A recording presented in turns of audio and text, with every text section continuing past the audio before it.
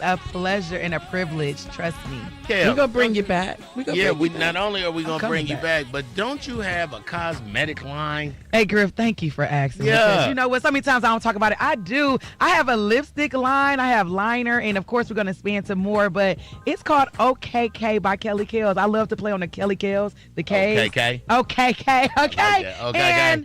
And I currently right now we got the color red, that fire. You know, I'm a Delta, and it just really sells out every time I really push it. And this is the time to push it. They can go to kellykells.com and get it, and you can see the tour dates, you can see the lipstick line, you can see all things Kelly. But I'm really in this cosmetic game and the beauty game. Come on, it's happening. Kylie.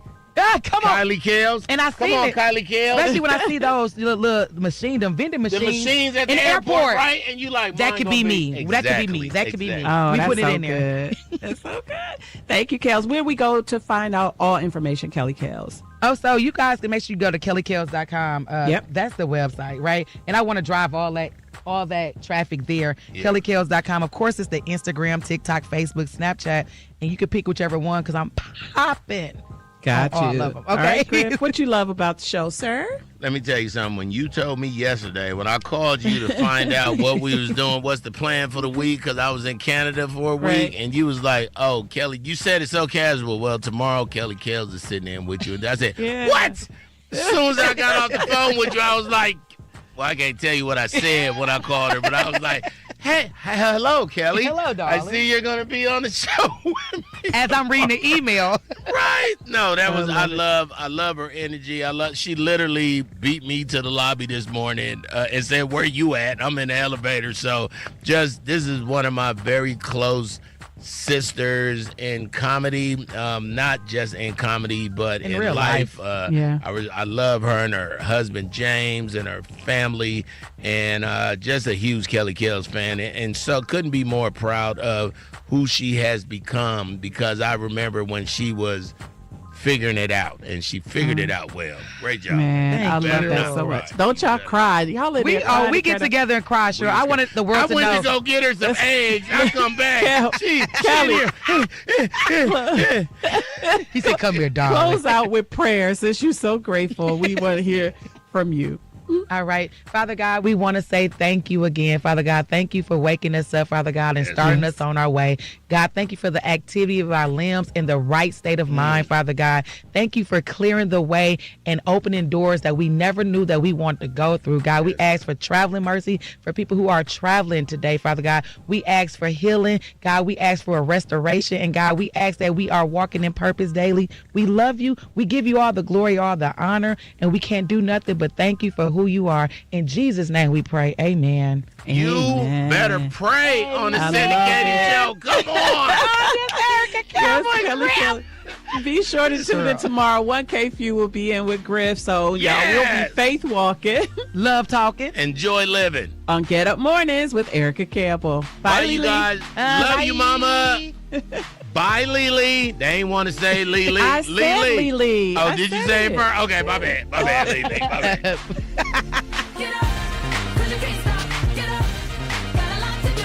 24 hours, almost gone. Get up. Attention, have you racked up $10,000 or more in credit card debt? Are you barely getting by making minimum payments? With credit card debt reaching all-time highs, National Debt Relief is notifying consumers about significant debt relief options currently being made available to help those with overwhelming credit card debt. These options may reduce a large portion of credit card debt for those who qualify. You don't need to declare bankruptcy or take out a consolidation loan, and you may only have to pay back a fraction of what you owe, even if you have bad credit. National Debt Relief has already reduced the credit card debt for more than 550,000 consumers. So don't wait. If you owe $10, $20, or even $100,000 in credit card debt, you can now take advantage of this financial debt relief as the cost of living continues to skyrocket. To check what debt reduction you may qualify for, call 800-847-8844. 800-847-8844. Again, that's 800-847-8844. Agnes was in deep trouble with the IRS. I owed the IRS a lot of money. She found out about Optima Tax Relief. They guaranteed me that they were going to help me out the best that they can. can. And they did. Optima stopped the IRS. Optima Tax took care of everything. Are you in deep trouble with the IRS? You might want to listen to Agnes. I would refer Optima Tax Relief to anyone. Call Optima right now for your free consultation. Call 800-811-7033. 800-811-7033. Optima Tax Relief. For details, visit OptimaTaxRelief.com. Council on Aging is celebrating 55 years of service to older adults, people with disabilities, and caregivers in our community. When you need help for yourself or an older loved one, contact Council on Aging for unbiased advice, information, and connection to community resources. Details at 513-721-1025 or online at help4seniors.org. That's help4seniors.org. I slept in a lot of different rooms, different beds, but none of them really felt like mine. I spent 14 years in foster care, mostly in group homes. And I never had much left because I always had to be ready to move. Why get things if you just have to let them go? There are more than 100,000 children in foster care waiting to be adopted. The Dave Thomas Foundation for Adoption is working to help find them a forever family and a permanent home of their own. Now I have my own room with walls that tell my story. I love hanging out in here. I play dress up with my sisters and I sing and make videos. But the best part? Knowing I'll always have a place to go and a family that loves and supports me. If you have room in your home or your heart, see how you can help at davethomasfoundation.org. The Alzheimer's Association and the Ad Council present the story of Tom and Levi. Tom is the smartest man I know. He's been a professor at 2 major universities, been a teacher for over 40 years. One day, he told me that he was having problems in his classes. I think one of the students had asked the question and he didn't remember the answer. And I also noticed that he was letting his class out earlier than they were supposed to let out. And he was telling them that he was doing it as a favor to them, but I think in reality, he just wanted to get out of there. I was really starting to worry because I saw something was wrong. Levi and I talked about how it would change our lives, but he was there beside me, and my love for him was just immense. When something feels different, it could be Alzheimer's. Now is the time to talk. Visit alz.org/ourstories to learn more. A message from the Alzheimer's Association and the Ad Council. All right, son. Time to put out this campfire. Dad, we learned about this in school. Oh, did you now? Okay. What's first? Smokey Bear said to. First drown it with a bucket of water, then stir it with a shovel. Wow, you sound just like him. Then he said. If it's still warm, then do it again. Where can I learn all this? It's all on SmokeyBear.com with other wildfire prevention tips, because only you can prevent wildfires. Brought to you by the USDA Forest Service, your state forester, and the Ad Council. We got out of Washington State, and I think a week after, state went on lockdown for COVID. So then when we transitioned to Texas, it was very much so like, what are we going to do now? Operation Homefront has allowed our family to make something of ourselves again in the world after the military. It's completely changed the way our life is. It took us from a hopeless situation, and now we're homeowners. We have a savings account. I'm the first one to own a home out of my siblings. Visit OperationHomefront.org to learn more. At the YMCA, finding your why starts by making an impact together, touching lives for the better. It can be the gift of time or treasure, supporting a community through talent without measure. Here, compassion fuels commitment, finding fulfillment through enrichment, serving and improving. What a way to live, and what a gift it is to give. Find your why and get involved today at ymca.org for a better us. I'm Chris Jakovic. I served in the United States Air Force and I deployed 3 times. So in 2017, I was serving as an Air Force First Sergeant. Our motto in that role is my job is people, everyone is my business. But unfortunately in that year, I would lose my own brother, Lance Corporal Adam Jakovic, to suicide. The majority of veteran suicides are from guns. I store my weapons securely, not only for myself, but for my family. Store all your guns securely. Help stop suicide. My service never stops. Brought to you by End Family Fire and the Ad Council. Being isolated and lonely can be harmful to your health, resulting in high blood pressure, a greater risk of heart disease, and early onset dementia. So it's important to build and maintain social connections. Try a new hobby, volunteer, exercise, or use your phone or other device to stay in touch. Visit connecttoeffect.org to find resources and ways to stay connected. Presented by AARP Foundation with support from United Healthcare. When it comes to prescription medications, it's essential to apply safe practices to protect your health and safety. To avoid misuse and abuse, never share or borrow medication. Keep your prescriptions out of the wrong hands by storing them in a lockbox and disposing of medication properly. Finally, understand your prescription information. Don't be afraid to ask your pharmacist and doctor for help. And if buying prescriptions online, be sure to use VIPS accredited pharmacies. Learn more at awarerx.org, a public service from the National Association of Boards of Pharmacy Foundation. 1230 AM, WDBZ, Cincinnati, an Urban One station. Listen online on thebuzzcincy.com. We are 1230 The Buzz, the home of the Lincoln Ware Show. An overnight shooting in Northside has left 4 people injured. The incident happened shortly before 2 a.m. at a location on Hamilton Avenue. 3 of the injured were taken for medical care, 1 in critical condition. Cincinnati police are investigating a fatal stabbing in Lower Price Hill. Officers dispatched to a location on State Avenue around 5 a.m. found 46-year-old Julian Clinton suffering from multiple stab wounds. The victim died at the scene. Bond is being set for a man arrested after a Sunday shooting in Over the Rhine. Police say the incident Sunday afternoon at the Somerset Bar on East McMicken Avenue was a targeted one. The condition of the victim has not been reported. The suspect, Taviance Maxbury, faces charges including felonious assault. His bond was set yesterday at $555,000. The Reds opened a 3-game road series against the Mets with a win on Monday. Playing at Citi Field, Cincinnati beat New York 7-2. And many Cincinnati area drivers are seeing prices a bit higher at the gas pump this week. AAA reports the average price of regular fuel is now $4.53 per gallon. I'm Heather Pasco on 1230 The Buzz.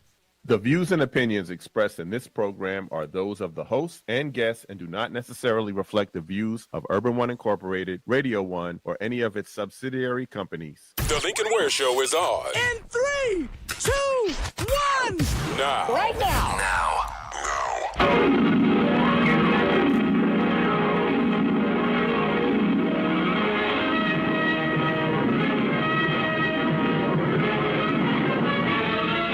Faster than a speeding bullet. More powerful than a locomotive. Able to leap tall buildings at a single bound. Look, up in the sky. It's a bird. It's a plane.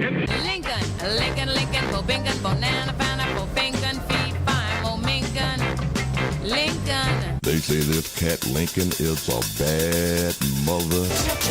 We're just talking about Lincoln.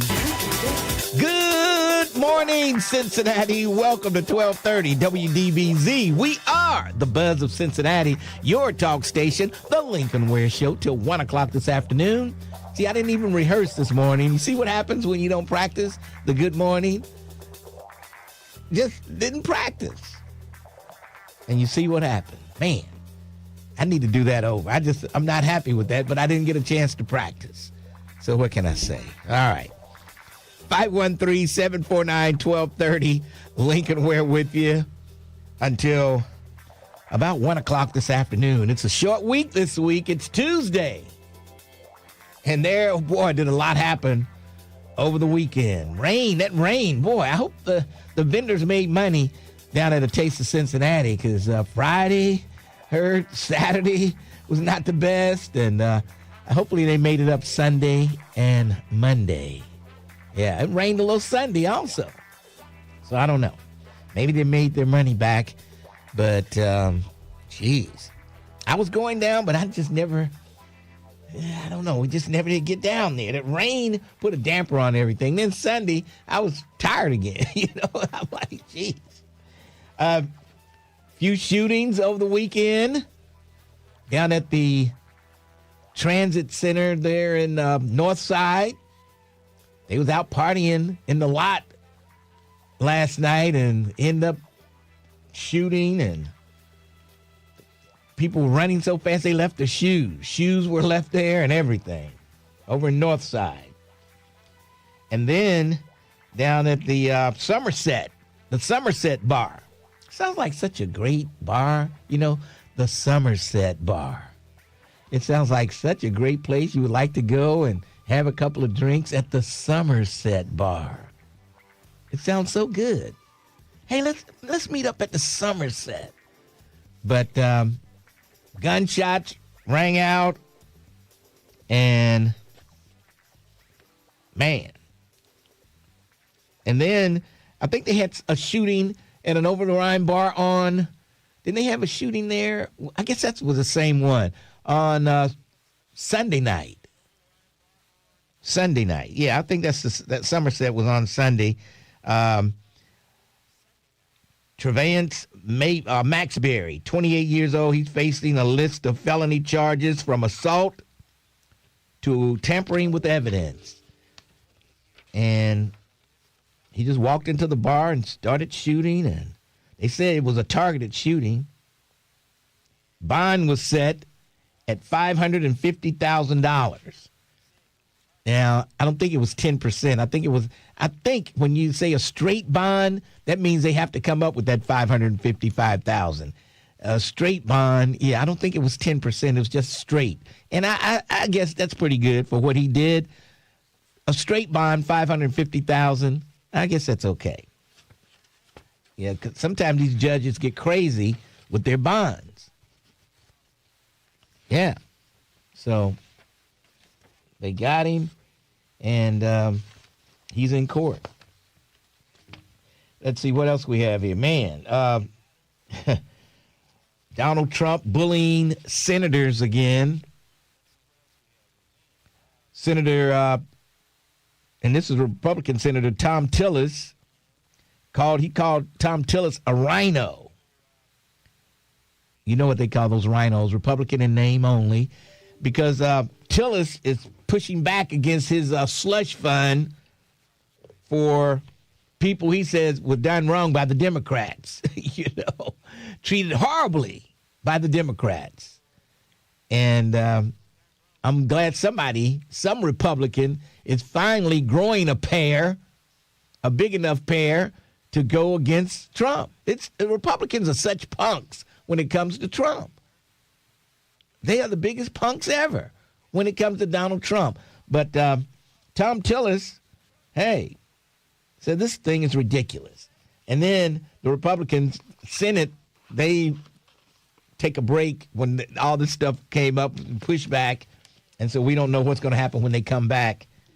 And we'll have to wait and see. But finally, Republicans are standing up to this nonsense of Donald Trump, giving these people who broke the law, giving them reparations pretty much. Speaking of that, we got an apology from the Pope on slavery. The Pope apologized for slavery. He says the Catholics played a part. They didn't do enough to stop it. So the Pope apologizes for slavery. How about that? Now, the country that we should be worried about when it comes to nuclear bombs and missiles is North Korea. But Trump has said nothing about them. North Korea will be the country that figures out something to get them to the mainland of the United States. They're working on it very hard. North Korea launches a ballistic missile and other weapons over the sea in their latest show of force. And we just let them keep doing it. But we're doing everything we can to stop Iran, which I don't think is really as big a threat as Donald Trump says it is. Yeah. We did talk about the 4 shot in North Side. One person is in critical condition. I don't know whether it's a man or a woman, but they're in critical condition. 4 people were found suffering from gunshot wounds. 3 were taken to local hospitals. And one victim, I guess they got him in the car, and they made it as far as Vine and Hooper. or Clifton and Hooper. One of those streets over there, they caught him on the corner, and the guy had been shot, and I guess they eventually took him to the hospital. And another victim who was at the scene refused medical treatment. Yeah. So the mayor should have been there at that transit station in Northside. The mayor should have been there to stop that shooting. He should have been there. If he had been there, there would have been no shootings. Yeah, right. People think that the mayor can control the shootings. The mayor can't stop the shootings. He could not have stopped the guy from walking into the Somerset bar and shooting people. The mayor couldn't stop that. Unbelievable. Those Republican senators here in Ohio, they've lost their mind. They're not losing their mind. They have lost their mind. Now they're infringing on the rights of the HOAs, I guess it's the Homeowners Association. They normally set the rules and regulations for people flying flags in their associations. And these managed communities pretty much follow, the rules that are set up by the association. And the associations, they don't like politics and things like that. I mean, you can't fly flags that distinguish politics. And this thin blue line flag, you've seen those flags it represents the police. And so these homeowners associations, I guess people couldn't put out the Black Lives Matter flags, so they couldn't put out the thin blue line police flags, which now is political. If you put out a thin blue line flag, you're pretty much a Republican. My neighbors put that flag out every now and then, and they're strictly Republican.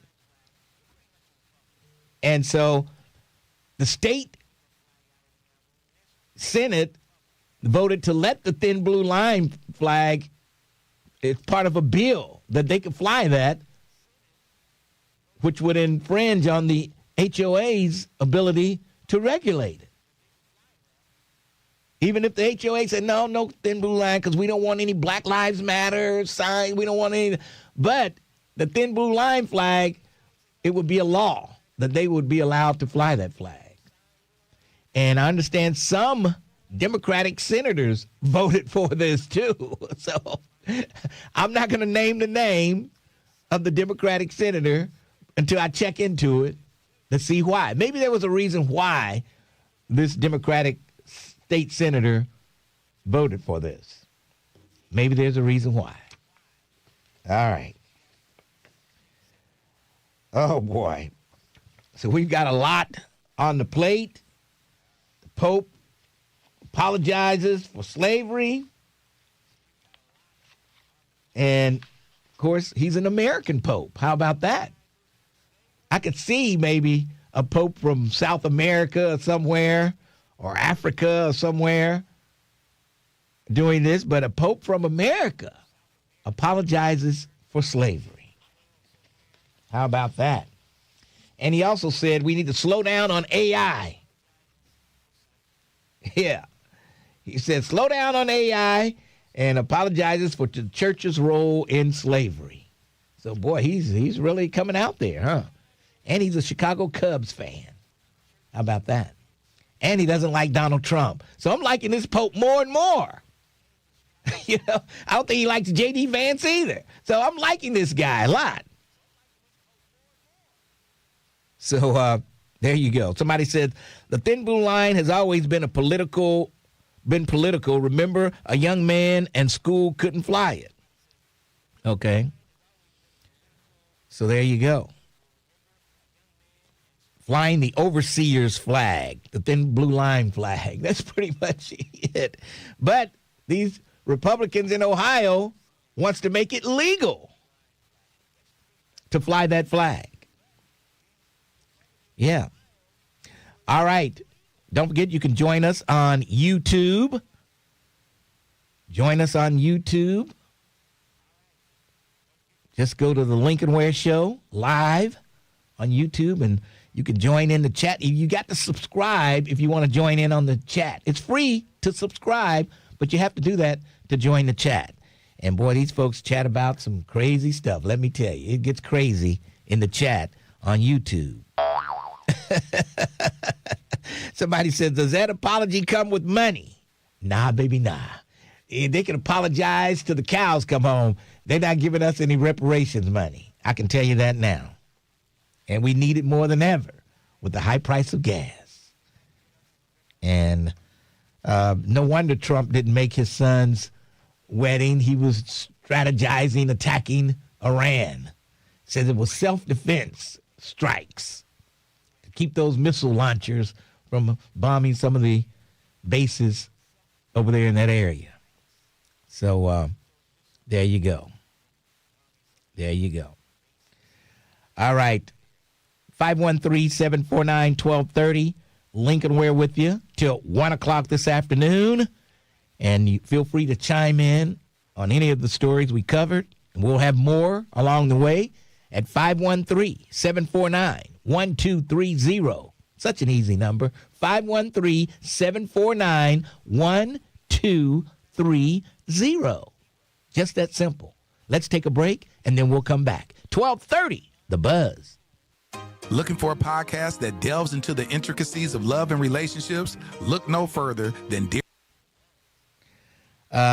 No, it is not Cecil. He is not a state senator. He is a state representative.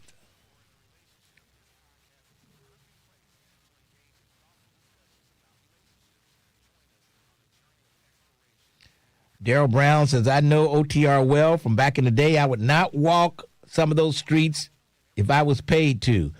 The key word, back in the day. It's the new Over the Rhine down there, and it's really not that bad. It's safe in Over the Rhine.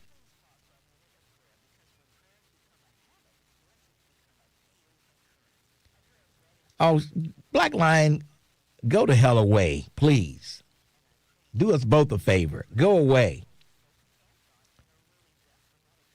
What's up, Nathan? Hot Mike Cincy?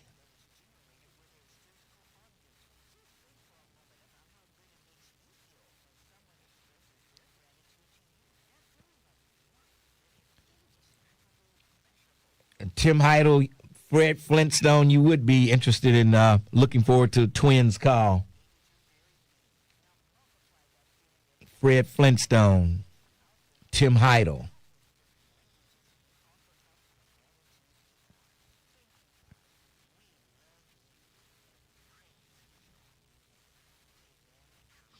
Are you going to walk in Over the Rhine at 2 a.m.? Okay, what part? I would walk in Over the Rhine at 2 a.m. with a police escort, of course. Dressed like Rambo, yes. Armed to the teeth, yes. Yeah, I would I'd be packing, but I would walk at 2:30 a.m. packing, yes.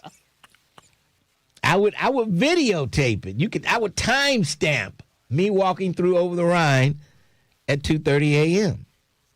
You want me to do it during the week or on the weekend?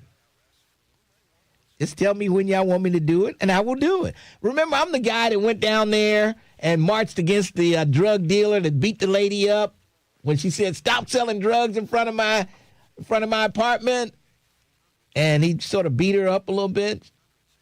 And I went down there and confronted the drug dealers with a little march we had there.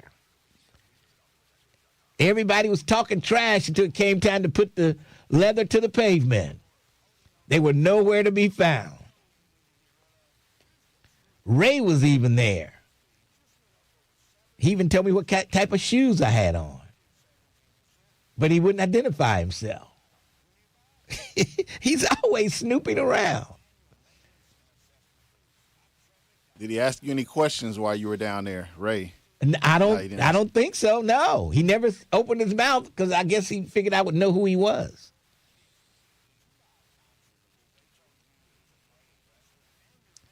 Oh, man, I grew up in the hood, Tim Heidel.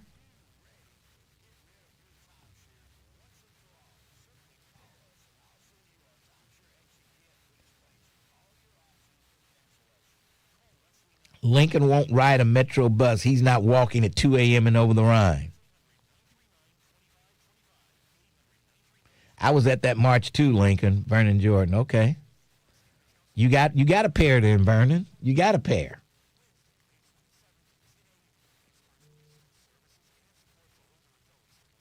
But yeah, everybody was talking big. I'll be there. I'll be there.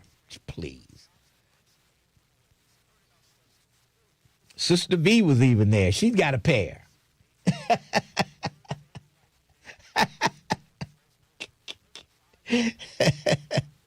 I think Doug Springs was there. He's always there. You know, I think Doug Springs was there.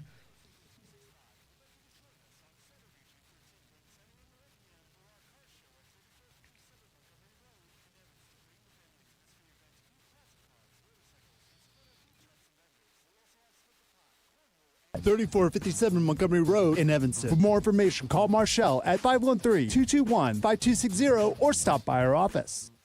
1230 WDBZ, The Buzz, your official talk station. It is official, you understand me?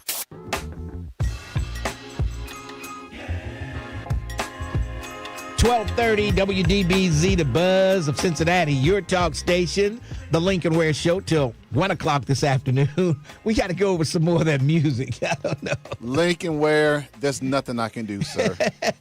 Is there any better music we can use? You know what? Yeah. You come in a little early tomorrow, and then we can just listen to some music, that. All right? Oh, man. Okay. All right. That look on your face said everything. All right. Remember when Clarence Carter died, I said there's going to be 3 more within the next month. We got the 3. And some people may discount the 3rd one, but I consider him as well known, especially in the jazz industry, as the other 2 people are in their fields. Okay, Clarence Carter. 2nd, Rob Bass. 3rd, Sonny Rollins. Jazz man, Sonny Rollins. I think that's it. That's the 3. That's 3 right there. I told you they go in 3s. They go in 3s. I don't know why y'all won't believe me.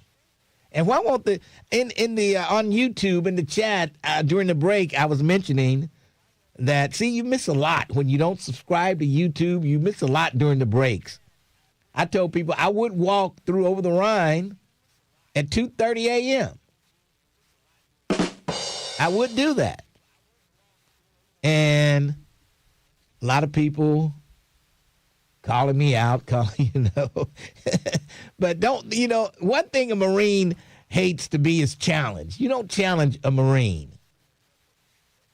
And hey, what can I say? I probably will end up doing that. But I will be strapped if I do it. But I will do it. And I heard somebody was shot to call themselves, the guy at the White House. The Secret Service shot another black man. Remember at the White House Correspondence, the guy, he was black. This guy says he was Jesus. He was Jesus. He told him he was Jesus. And when a black man thinks he's Jesus, you're gonna have some issues on your hand. I can witness that. Black Jesus. He came to me, said he was black Jesus, and I was going to deal with black Jesus today. I knew I was going to have a fight on my hand. When a black man tells you he's Jesus, you got some problems. You're going to have to, you're going to either have to run or fight. I chose to fight. And I came out okay. I don't even think black Jesus is alive today. He's dead. But, I mean, what can I say? When a black man says he's Jesus, you're going to have some problems on your hand, as the Secret Service found out over the weekend. All right, let's go to Detective Tiffany Green. How you doing today? Good morning. I'm good. How are you? I'm hanging in there. So I guess you didn't do a whole lot of work on Friday, huh? Friday was a wipeout. Yes, it was. Now, what about Saturday? Saturday was nice. I mean, it was no rain. It was overcast, but no rain. Yeah, okay. Was a lot of people down there? You know what? It started to pick up. I think they wanted to get it in. Yeah. Get it in early and get out before the rain comes back again. Yes. All right. Well, who are we looking for today? Jonathan Goins is wanted by the Ohio Adult Parole Authority for a felony parole violation. Mr. Goins was originally charged with aggravated burglary. Jonathan Goins is a black male. He's 31 years old. He's 5'9" and 175 pounds. Jonathan Goins has a history of assault and domestic violence and was last known to live on Kemper Avenue in Mount Healthy. Cass McMullen is wanted by the Ohio Adult Parole Authority for a felony parole violation. Mr. McMullen was originally charged with robbery. Cass McMullen is a white male. He's 37 years old. He's 5'5" and 151 pounds. Cass McMullen has a history of assault and was last known to live in Cheviot, Ohio. Listeners, if anyone has information on where police can find Jonathan Goins or Cass McMullen, please call Crime Stoppers at 513-352-3040 or submit a tip online at crime-stoppers.us. All right, 513-352-3040, night or day. And remember, that's cash money for your clues, and we'll talk to you tomorrow. I will talk to you tomorrow. All right, take it easy. That's Detective Tiffany Green, who is on the scene, as always. All right, 513-749-1230, and everybody has their own version. I was the one that was there, and Jimmy the Vet was there, and, he was up in the age, and he sort of forgot about what really happened over the years. Anyway, but you know how the older people, when they see somebody, they recognize, is that you? I had the guy on the ground holding him down, but he was kicking, trying to get up. And Jimmy the Vet walks up and says, Lincoln Ware, is that you? I don't know why folks do that. I don't know why older folks do that. Is that you, Lincoln? Is that you? What would they say if it wasn't me? Oh, I thought you was Lincoln Ware. I guess that's what they would say. But it just cracks me up when an older person, is that you? Pointing at you, too. Is that you? But that's what Jimmy the Vet did. I said, yeah, it's me. Grab his legs. I don't want him to get up because I didn't want to have to take him down again. But anyway, I'm still upset at the fire department because they showed up before the police and they refused to help me. We can't do anything. Nobody's injured. I said, can't you see the third-degree burns on his face from my black coffee that I threw in his face? But they refused to help. All right, let's move. Let's take a break, and then we'll come back, and I promise you, we'll go to the phones at 513-749-1230. It's Lincoln Ware. 1230, The Buzz. 1230 The Buzz wants you to buy Black 513. Black Americans have over $1 trillion.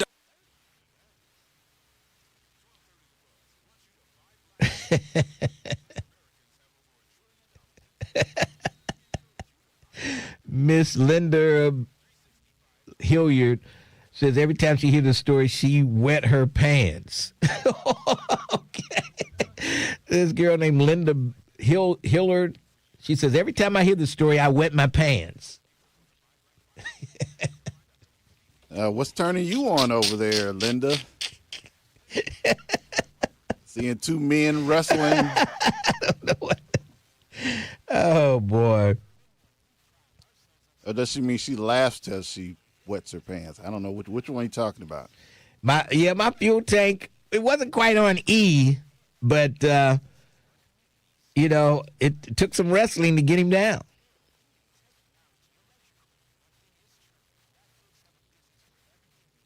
No, boy. An endorsement with Folgers Coffee.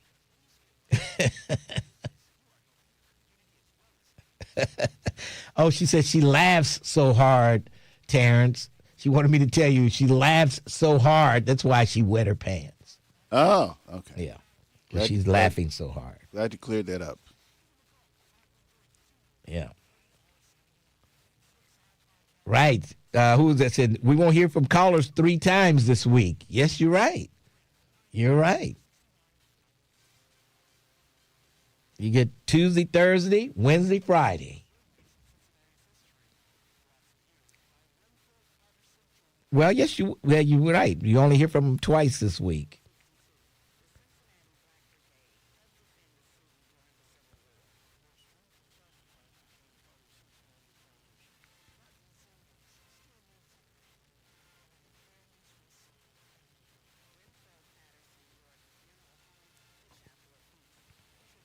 I saw Jimmy the Vet's son a couple of weeks ago. He looks just like a young Jimmy the Vet. Oh, boy.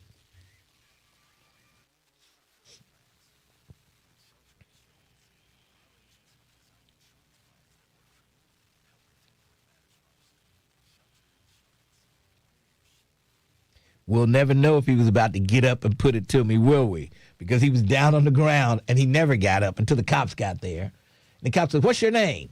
He said, "Black Jesus." They knew then they had to take him in. All the weapons came out, huh? Oh, boy. Yeah. Black Jesus. Stay right there. Put your hands up in the air. Now wave them like you just don't care. Oh, boy.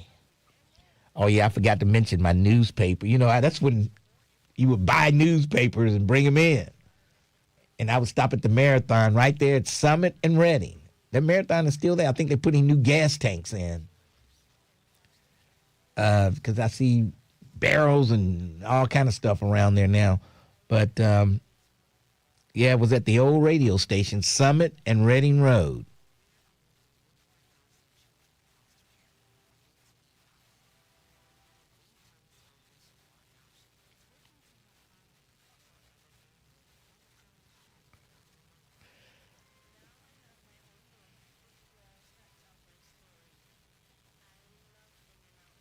Somebody just called in and said Jimmy Hughes passed. He made a song called Still Away. Oh. You ever heard of him? I heard of Jimmy Hughes, yeah. Passed away at 88. Oh, boy. So now it's 4. Oh, man, Lincoln. Oh, boy.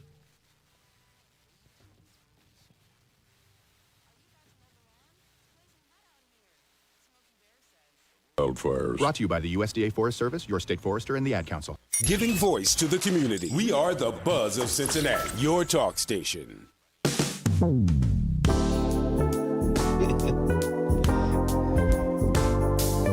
1230 WDBZ, the Buzz of Cincinnati. And I like this one. It's okay.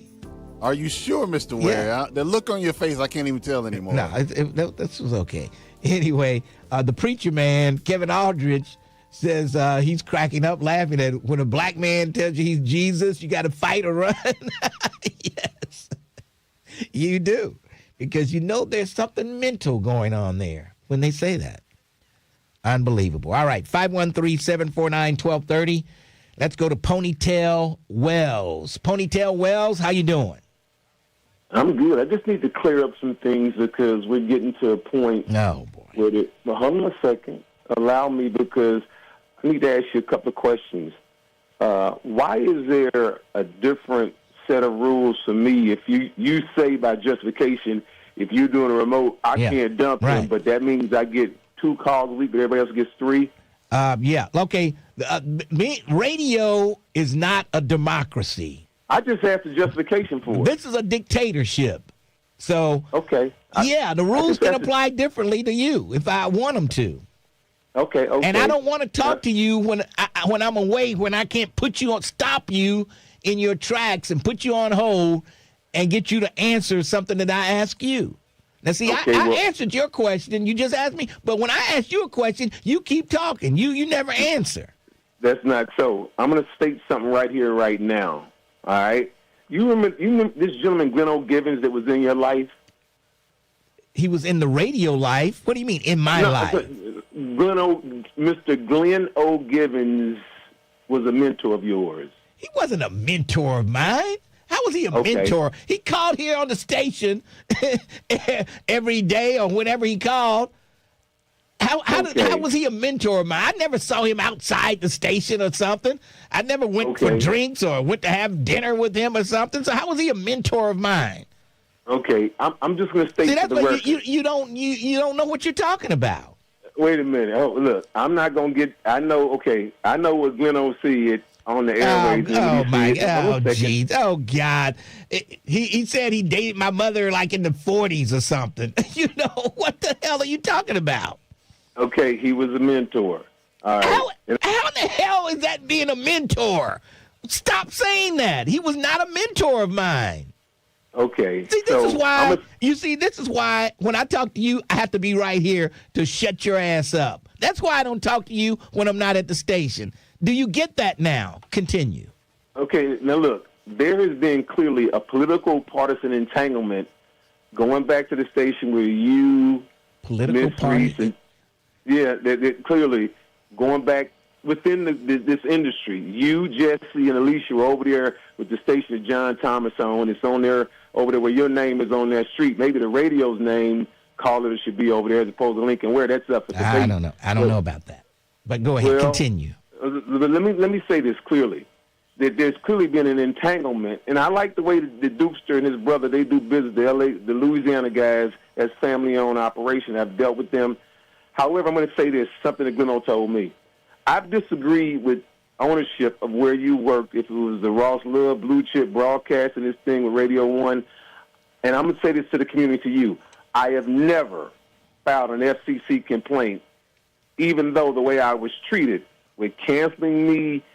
You see it, Alicia Reese crushed me back in 2010. As I recall, people would, hold on a second. Let's deal with this fairly. She did crush you. She did crush you. No. Okay, you going to say that's not true?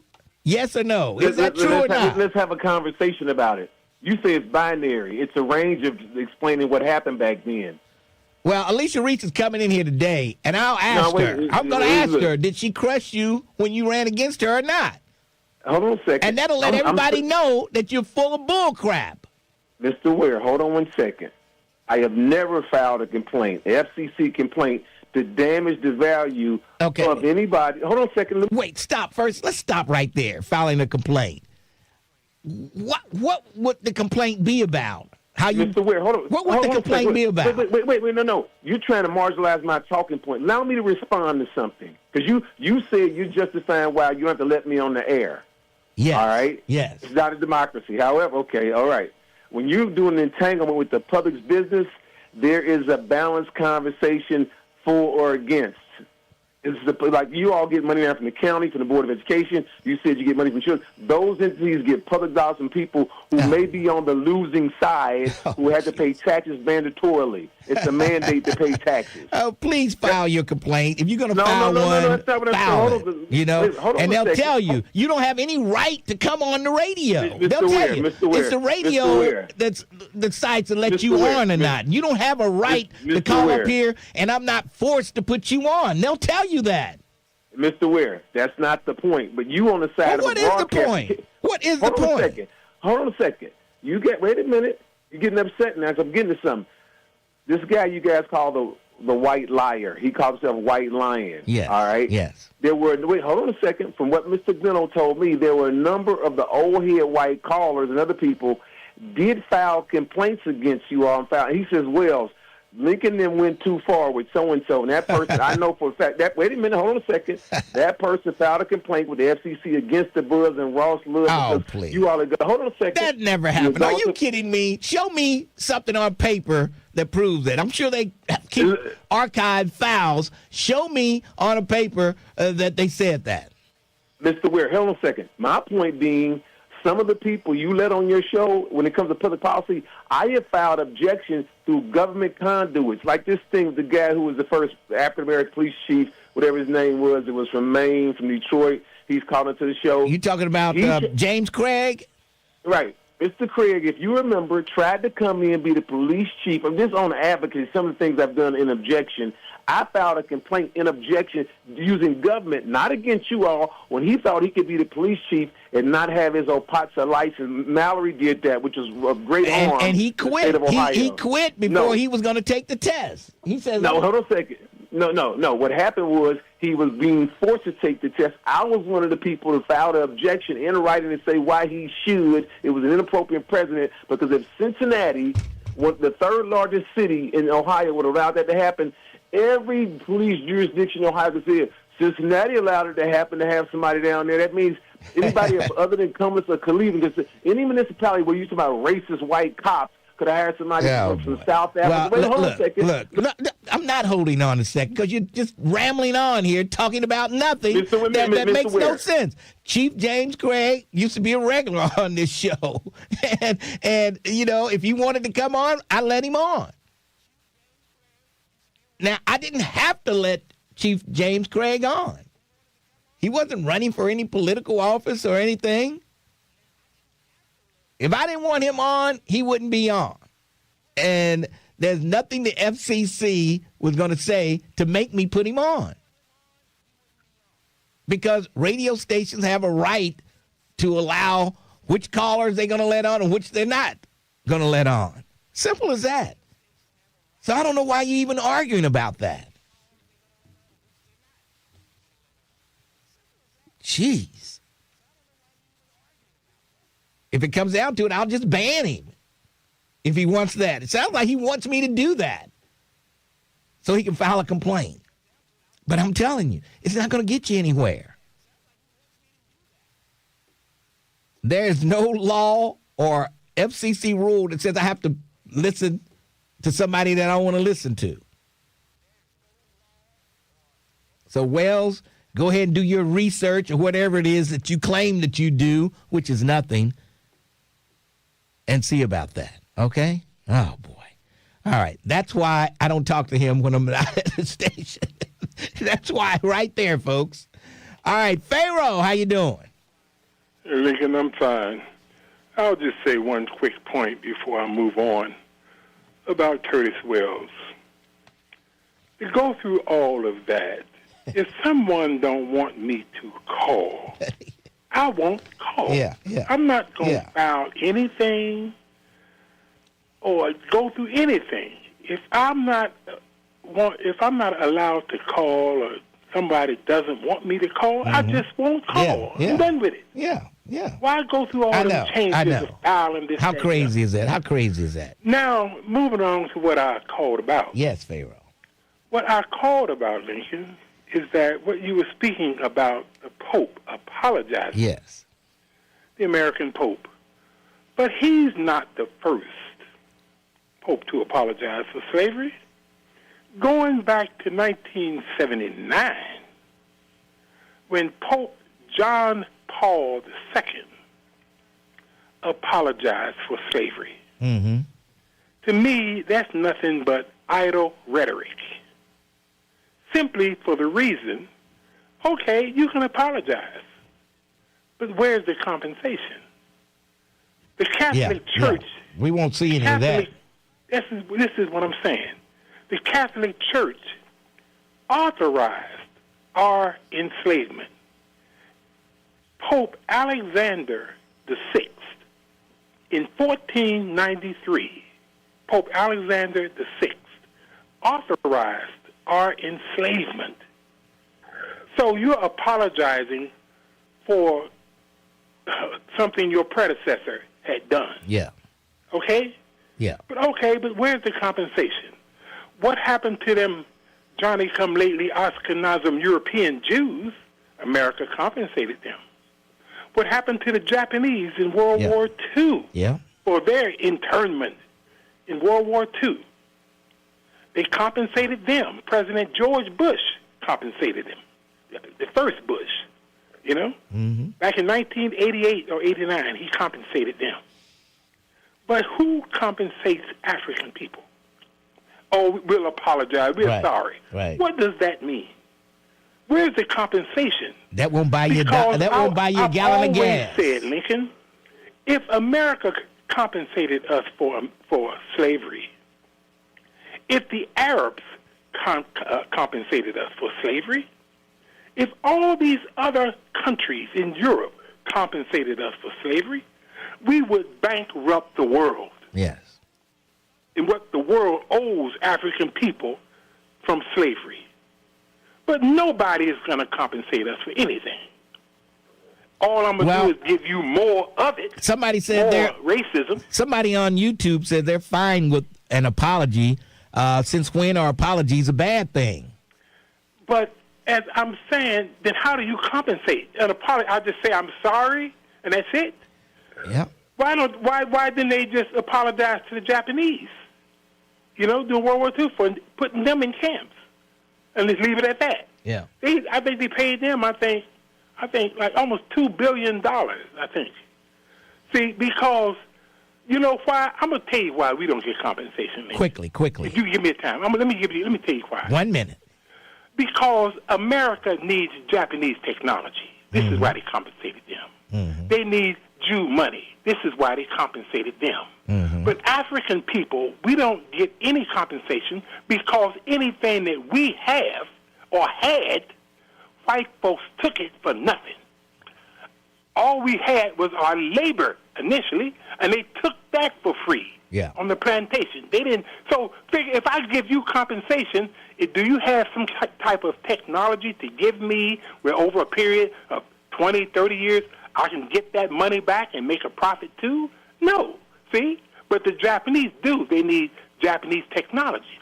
They need Jew money. So we can make our money based on what we gave you, compensate you for what your people suffered from. But the black man, the black woman, what do you have? If I give you all, say, $300 billion, how can I get that money back? What do you have to offer me to make that money back? All right, nothing. Pharaoh, nothing. And the only thing you had was your labor, and I took that for free. Thanks for your call. Let's take a break. We'll come back. 12:30, The Buzz. Every weekday, 12:30 The Buzz has you covered. Let's go! With new entertainment and information. Starting at 6 a.m., set your alarm for Get Up Mornings with Erica Campbell. What's going on, Cincinnati? This is Erica Campbell. Followed by The Lincoln Ware Show from 10 a.m. to 1 p.m. Hey, this is Lincoln Ware. Join me for The Lincoln Ware Show. Then it's Keeping It Real. With me, Reverend Al Sharpton. From 1 till 4 p.m. News, entertainment, and information. We've got it all right here on 1230 The Buzz. Some of the most powerful moments begin with a call. A hospital room, a waiting family, a decision that can change everything. For one family, that call may become an opportunity for legacy. For another, it may bring hope, the chance for healing, more birthdays, more time together. Organ, tissue, and eye donation is rare. It only happens under specific medical circumstances. But when people take time to learn about it in advance, families are better prepared to make informed decisions with clarity and compassion. Network for Hope walks alongside families every step of the way, honoring legacy, supporting loved ones, and helping save and heal lives. Hope is on the line. Will you answer the call? Network for Hope, transforming lives through organ, tissue, and eye donation. Visit networkforhope.org. That's networkforhope.org.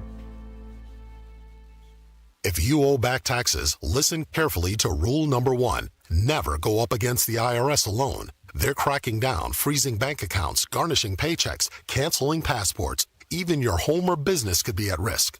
But here's what they don't tell you. The IRS has powerful tax relief programs that could save you thousands if you qualify. That's why smart people call Optima Tax Relief, America's #1 tax resolution firm. Nobody knows these programs like the experts at Optima. Their team of tax attorneys and licensed professionals have resolved over $2 billion in tax debt for people just like you. The IRS is not stopping, so don't wait. And don't take them on alone. For tax help you need, for tax help you can trust, call Optima today for a free consultation. Call 800-811-7033. 800-811-7033. 800-811-7033. Optima Tax Relief. Some restrictions apply. For complete details, please visit OptimaTaxRelief.com. Lunch was great, but this traffic is awful. Can we stop at a bathroom? Are you all right? I keep having stomach issues after eating, like diarrhea, gas and bloating, abdominal pain, and sometimes oily stools. Sound familiar? Those stomach issues may actually be a pancreas issue called exocrine pancreatic insufficiency, or EPI. Creon pancrelipase may help manage EPI. Creon is a prescription medicine used to treat people who can't digest food normally because their pancreas doesn't make enough enzymes. Creon may increase your chance of fibrosing colonopathy or rare bowel disorder. Tell your doctor if you have a history of intestinal blockage or scarring or thickening of your bowel wall, if you are allergic to pork, or if you have gout, kidney problems, or worsening of painful swollen joints. Call your doctor if you have any unusual or severe gastrointestinal symptoms or allergic reactions. Take Creon as directed by your doctor and always with food. Do not chew capsules as this may cause mouth irritation. Other side effects may include blood sugar changes, gas, dizziness, sore throat, and cough. These are not all the side effects of Creon. Call 800-633-9110 or visit creoninfo.com to learn more. That's CREONinfo.com. I'm asking my doctor about EPI and if Creon could help. Hey, wouldn't it be great if life came with a remote control? You know, you could hit pause when you needed to, or hit rewind, like that time you knocked down that wasp's nest. Uh-oh. Well, life doesn't always give you time to change the outcome, but prediabetes does. With early diagnosis and a few healthy changes, you can stop prediabetes before it leads to type 2 diabetes. To learn your risk, take the 1-minute test today at doihaveprediabetes.org. Brought to you by the Ad Council and its prediabetes awareness partners. The views and opinions expressed in this program are those of the host and guests and do not necessarily reflect the views of Urban One Incorporated, Radio One, or any of its subsidiary companies. Did you miss something? Catch the rebroadcast. Do it again. For the full schedule, go to thebuzzcincy.com.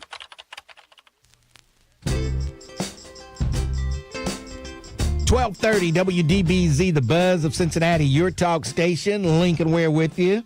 Big events coming up, and we've got Alicia Reese in the studio. Hamilton County Commissioner Alicia Reese. Before you start, you ran in a race against, you had a race. I think it was, what was it for? Was it for? I think it was state representative. State representative. And did you beat Curtis Wells?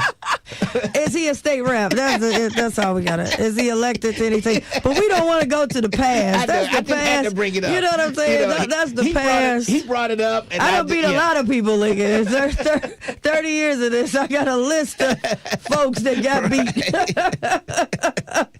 A lot of people got beat. But I hear that the Board of Elections wanted him to pay for putting him on the ballot. He got beat so bad. What'd you say? Want a refund on the ink? Want a refund on the ink? I tell you. It's amazing, though. People who... The difference is when you run for office, you got to put your name out there, and people have to put some clothes on. They got to go over to the Board of Elections and go to their polls and vote for you. So when people jump up and say, I'm popular, I'm this, I'm that, I got people say, I'm popular on Facebook because all you got to do is hit like and go back to bed. Right. But when you put your name out there, people got to go and vote for you. So there are people that call themselves self-proclaimed leaders, but we don't know because if they got a following because nobody has to go and vote for them. And so it's a different game. I think a lot of people learn it's a different game when you got to have your name on the ballot and somebody got to put some clothes on. They got to go over there. They got to vote for you.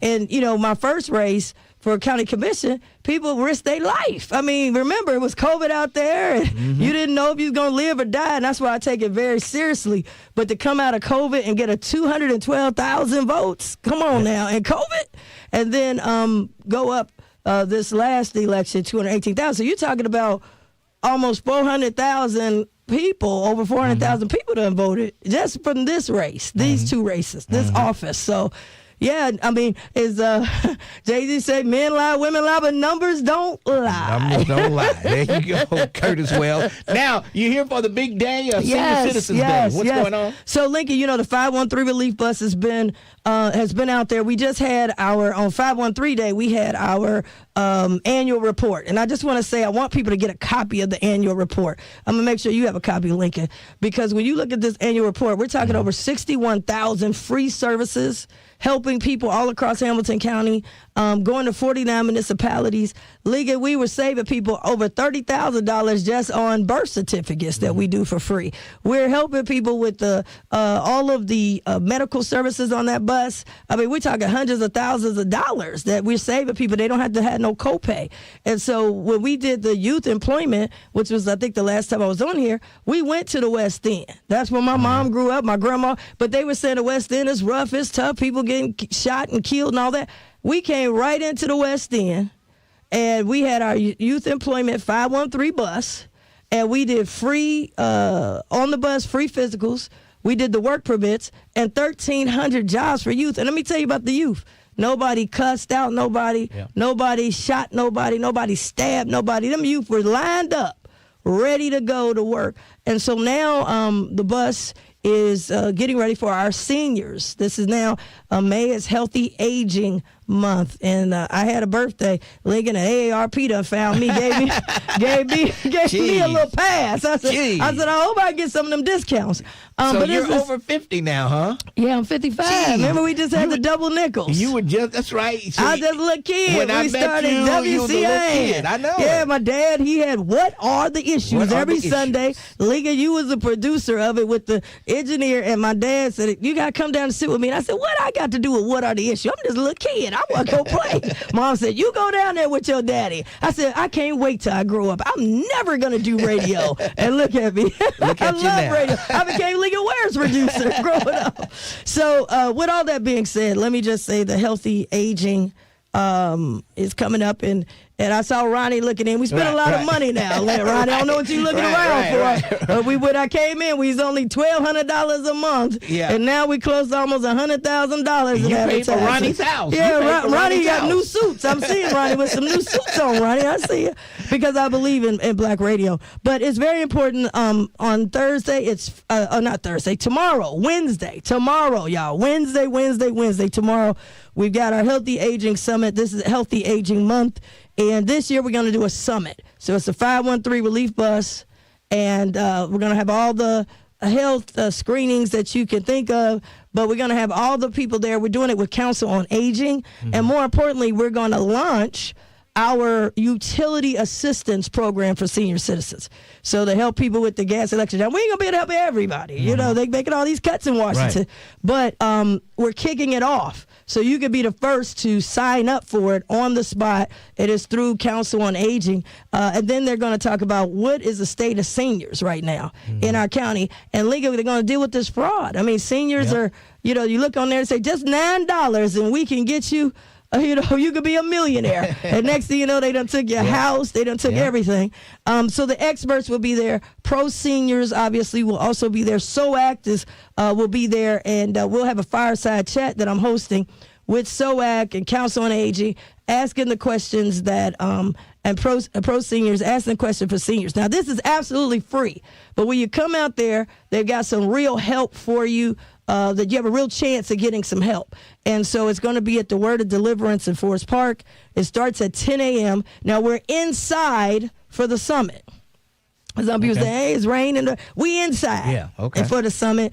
And then if the weather permit, we'll have some things outside. But also they got line dancing and some free food and some fun. But this is all free. And if you're a senior and you've been getting all these things on Facebook and you get stuff coming to your house and you don't know what's real, what's not, you need to be at this summit. And then if you need help with utility assistance, people have gone out there and said, man, I met with Waterworks, and, man, they don't put me on a program. I had people say, hey, I went out here, and PWC now, they don't come in and fix everything in my house. So you want to come there where you could talk to people, and they also will have maybe some people need another job, seniors. So it's everything for seniors. It's absolutely free. We'll be at the Word of Deliverance starting at 10 a.m. tomorrow. When you get there early, I heard it's not that much rain or anything in the morning. So how seniors, they say 10 o'clock, they're there 8:25. Oh boy. a.m. So get there. It's absolutely free. But this day is dedicated to our senior citizens. Out at the Word of Deliverance. At the Word of Deliverance. It's absolutely free. We'll be inside. And this year we're doing a summit. We ain't just dancing, eating some cornbread and all that. We got a real summit to tell you what's really going on as a senior out here, because it is kind of scary. And so those who are taking care of seniors, you need to be there too. And then on the bus, we got all the, the high blood pressure, and everything for your diabetes. We're checking everything. But the key, Lincoln, there's no copay. All right. You go to the doctor, the first thing they do is copay. They wanted me, they said, Reese, you might need to go see the sleep expert. Dr. Melvin sent me over and said, you need a sleep study. I get over there, I'm thinking I'm getting a study. They tell me, no, it's $40 to talk to somebody. I said, I done talked to somebody already. When we gonna get started? You know what I'm saying? 40 to talk, and then 40 to come back so I can read what the results are. Unbelievable. I said, Dr. Melvin already done told you what I need. But that's how it is. So no copay. People get there. And that's an important date. It is tomorrow, which is Wednesday. And we want to thank everybody who came out to the Small Business Day. That was packed. I mean, we had over 1,000 small businesses. Really? People came back and said, man, I got a contract last year. I'm back this year. Did anybody get any grant money? Yeah, they're in the grant system. Somebody going to get a grant. It's in the system. They got to apply. And they had all the laptops, Lincoln. Okay. And then they said you need to take, because it's federal guidelines, they said you had to take 2 classes. But guess how we did it, Lincoln? We had the workshops right there. So I saw Cassie Jameson. She said, wait a minute, Reese, I done signed in and I went to the 2 workshops. So now I'm eligible because that's the 2 classes. And I didn't have to go nowhere else. So those are the kind of things that we're trying to do. And at the senior summit, you will be able to apply right there. You don't have to go home and say, I don't know how to use this computer. This ain't right. They got the people right there to help you apply. Now, I can't guarantee everybody going to get everything, but I can tell you that with small business, we got 200,000 that we giving out, and then with this, we've got a couple 100,000 that's going to help people with utilities. So somebody's getting help. Somebody will get some money. Somebody's getting help. You can't get it if you don't show up. You can't get it if you don't show up. That's Wednesday, that's why I wanted to come today because it's been a holiday. Yep. I even forgot. Tomorrow's Wednesday, so it's actually tomorrow. And then if you need a ride, people say, man, I can't get out there. I can call this number 855-546-6352. They got free rides. 855-546-6352. Council on Aging will connect you with a free ride. SOAC's got a bus. Sandra's got a bus that's going with SOAC folks. Meals on Wheels got a bus going. Metro's got free buses going.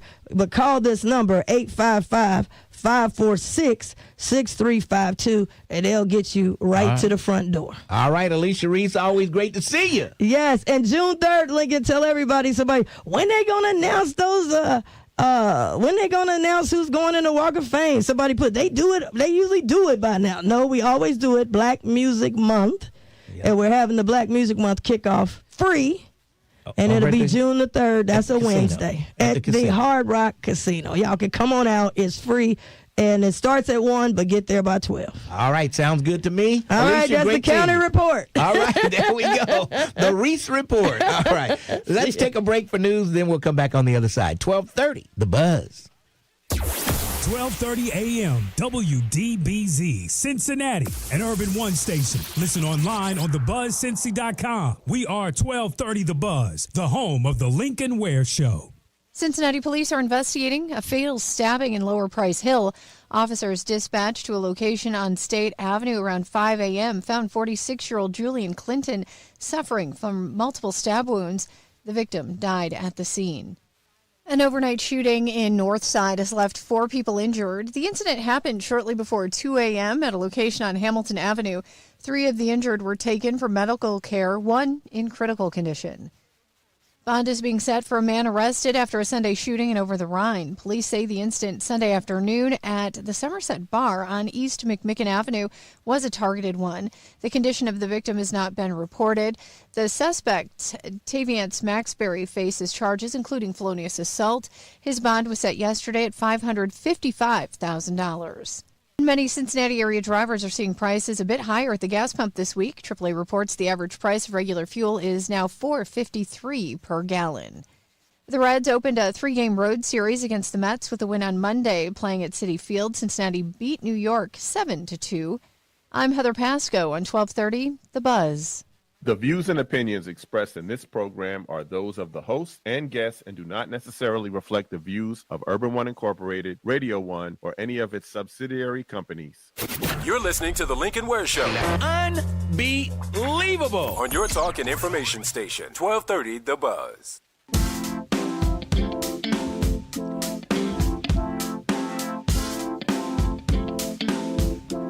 1230 WDBZ, The Buzz of Cincinnati, your talk station, The Lincoln Ware Show, till 1 o'clock this afternoon. And there you go. Don't forget senior citizens tomorrow out at the Word of Deliverance. And yes, they will pick you up if you need a ride out there.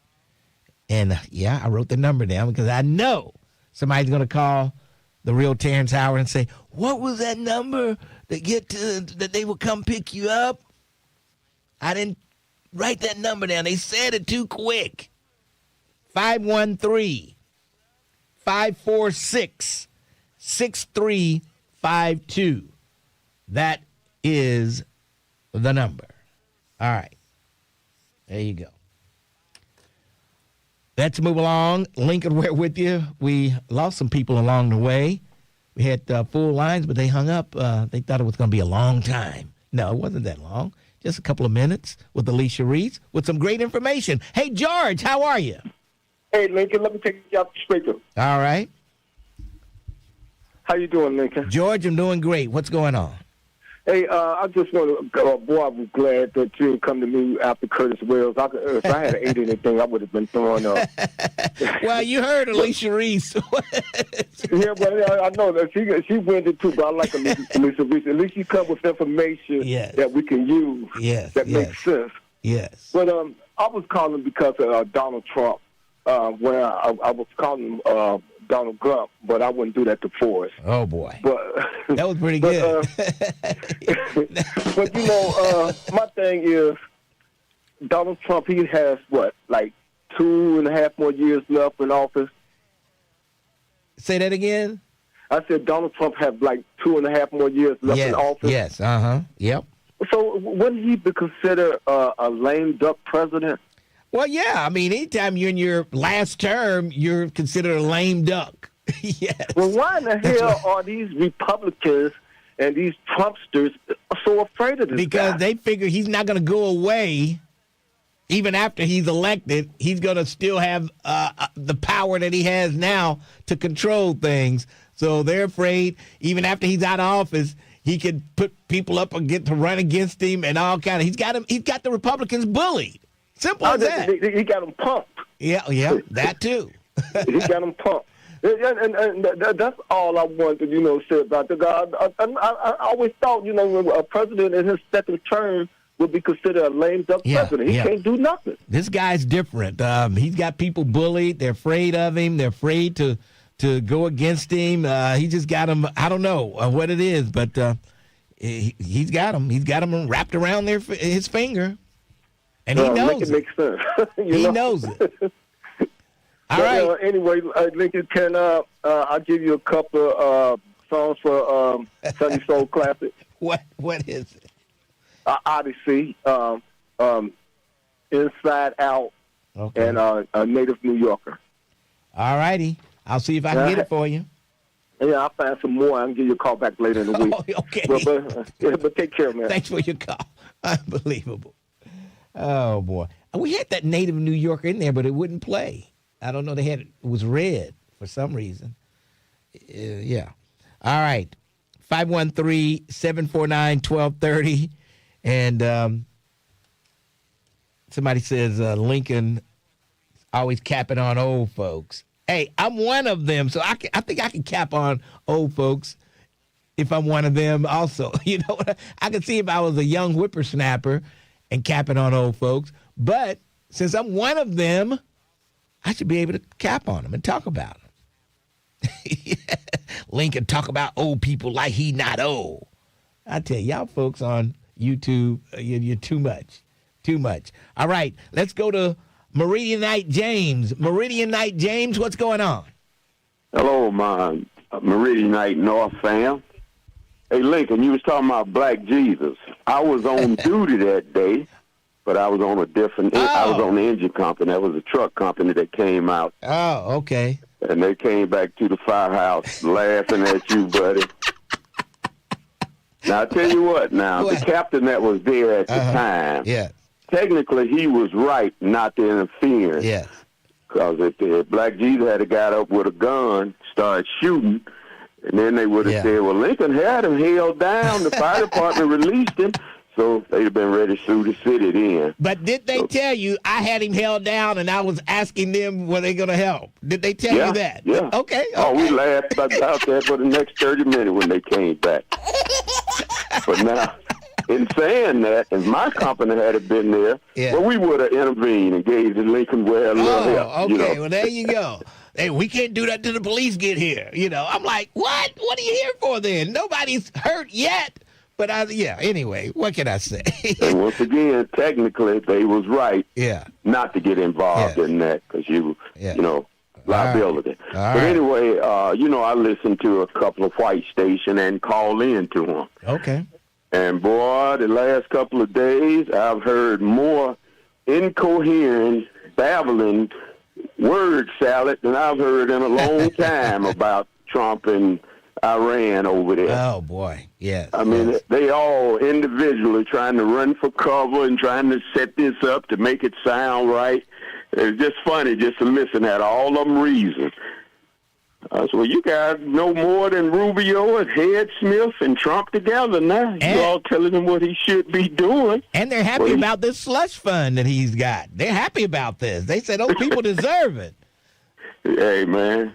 What the Pharaoh just talked about reparation, how everybody else can get it. Yeah. But that's what it will come down to, reparation for them for being done wrong if you frame it that way. Yeah, yeah. And that's all it's about, framing stuff. And we got to learn how to frame stuff, work together with ourselves, and move forward. But anyway, guy, I like when Al released and he said, he come on and say peace, love, and blessing. Yes, he does. That's a good thing. All right. But then he gets crazy when he starts talking about stuff. Well, Deuteronomy 28. I tell you. All right. Good talking to you, Meridian Night, James. Hey, couple of more weeks. All right. Thanks for your call. Take care, buddy. That's Meridian Night James. And see, they were even talking about me having Black Jesus down, and they wouldn't help me. I asked them for help. Look, I don't know how much longer I can hold this guy down.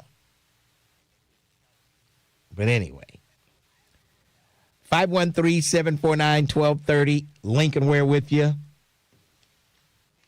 And, I heard a talk show host down the dial talking about those people were punished unfairly. Some of them were in there. They were just taking pictures and walking around on a tour. I'm like, yeah, right. Are you kidding me? He was making excuses for the January 6 rioters. Oh, boy. I just wanted to scream out loud when he was saying that. And I'll tell you who it was, Dan Carroll. He is probably the most right-wing person down the dial. He makes excuses for everything Donald Trump does. Makes excuses. Oh yeah, those people they were convicted unfairly. They were just walking around, taking pictures on a tour, and a lot of them got sent to jail.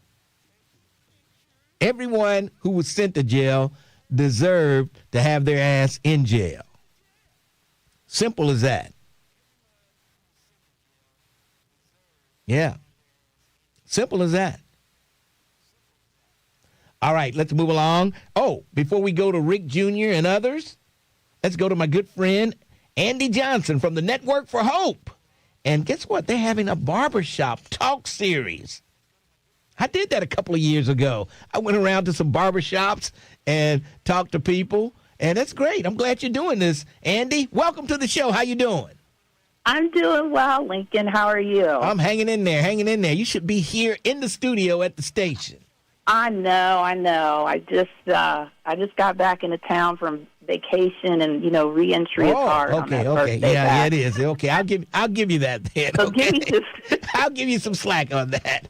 All right. Tell us about the Barbershop Talk series.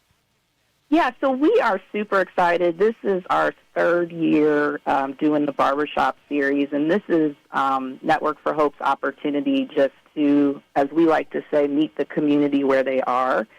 So we're partnering with Lamont Rhodes of Positive Vibes Barbershop, and that is located at 1290 Goodman Avenue. And so we've partnered with him before, and we'll be doing glucose screenings and other tests just to determine what people's levels are and just what they need to be aware of in terms of, again, knowing their numbers, being aware if high blood pressure, diabetes runs in their families, and we'll have nurses on site as well that'll be giving out a lot of great information. But we're also going to be talking about kidney donation and organ donation. And so it's been really great in the past few years that we've done it. It's going to be free. We'll have food out there. So we just encourage people to come out and learn more. All right, and that's going to be right there at Positive Vibes Barbershop, right there at 1590 Goodman Avenue. That's up in College Hill, I believe, correct? Yes, yeah, and Lamont Rhodes, he's a fellow Walnut Hills Eagle and a really good friend of mine, and he's also a Q, so there's always a lot of Qs who are in the shop, getting their beards touched up and their hair cut, and it's a positive vibe for sure, but we just have a lot of good, honest conversation, and you know how the barbershop is. That's where you get into it. Everybody's a scholar at the barbershop. Everybody's a scholar. And so we talk about the things that prevent people from wanting to register to be an organ donor, and we talk about the benefits of organ donation, and we have met people who are alive today because they received a life-saving gift. And so we just encourage people to come out, men, women, children, come on out and get some really good information, free testing, and Network for Hope will be available to answer any questions. All right. It sounds good to me. I mean, this is a great thing. Now, you're going to do this every month or every week? How often will this take place? We're going to be throughout the city of Cincinnati this summer, so we'll have more locations to launch here later. So next month I'll have the other locations to let you know. We'll also be traveling throughout the state of Kentucky as well, because that's part of our area now is Network for Hope. So we'll be taking this show on the road, but we'll definitely have more in Cincinnati in the coming months. All right, and you have roots down in Kentucky too. I do. You thought I forgot about that. There's some roots down there. That's right. Yes. All right. Well, small world. Anything else going on? Yes, it is. Anything else going on in June? So we'll be at Cincinnati Pride. That's on June 27th. And we'll be having our Juneteenth Contest of Champions on June 12th through June 15th to celebrate and recognize Juneteenth. So just encourage people to check out our website and our social channels to learn more about that, so they can just go out and look for Network for Hope.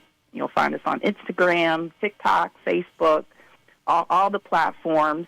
And then also, I encourage your listeners to check out our podcast. It's called This Thing Called Life, and they can listen to it wherever they listen to podcasts, so Apple, Spotify, wherever. We've had some great guests. We had Orlando Brown Jr.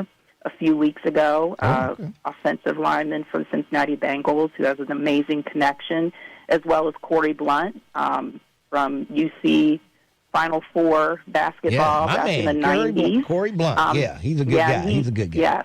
Yeah, so he has an amazing connection as well with kidney donation and advocacy. And so I would encourage your listeners, again, information is power, and these are ways that we learn about what organ donation is and the impact that it has on people and families and communities. And I think we'll have some of your people out at the first Lincoln Ware Walking Club walk on June 6th out at Wentworth. Yes. So I'm very excited. All right, I'm looking. And those T-shirts look amazing. Okay, by the way. Okay, and thank you for being a sponsor of those T-shirts. Of course. Yes, absolutely. We're happy to. So thank you. All right, Andy Johnson, good talking to you as always. And don't forget Friday, May 29th, 10:30 to 1 o'clock, Barbershop Talk Series, and it's going to take place at Positive Vibes Barbershop right there at 1590 Goodman Avenue in College Hill. Yes. All right. Thank you for joining us. We appreciate it. Thank you. Appreciate you. Take care. All right. That's Andy Johnson from Network for Hope. So check her out. Yes. All right. 513-749-1230. We need to take a break, and then we'll come back. The Lincoln Ware Show, 1230, The Buzz. Cincinnati. Want to stay plugged in with 1230 The Buzz and get the inside scoop sent to your...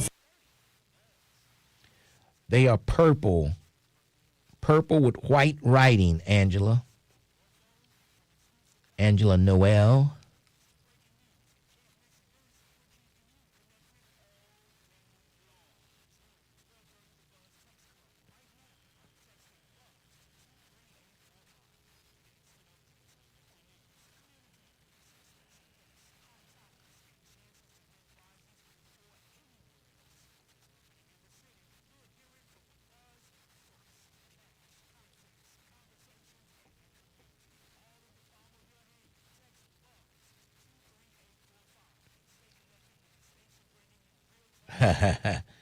Oh, boy. Somebody just called in and asked what color the T-shirts are going to be for the Walker Club. Right after you said it online. On YouTube? Yeah. Oh, boy. Oh, what was that number again? I want to make sure I wrote it down correctly. The number for the ride for the... 513-546-6352. Okay, I got it. Somebody started calling in already. Oh, boy. I know y'all old folks. I know y'all.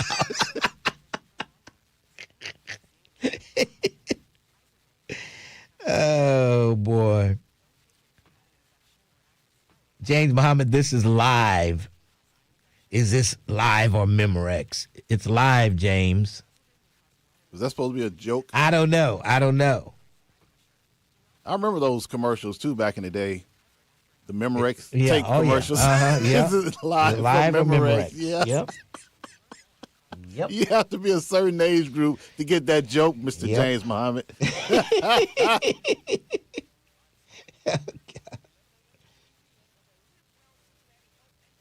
Oh, boy. Somebody sent me a picture of Harambe over that little boy, you know. Oh, boy. Let's see here.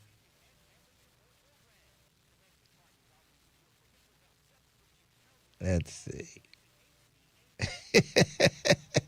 That's the little kid.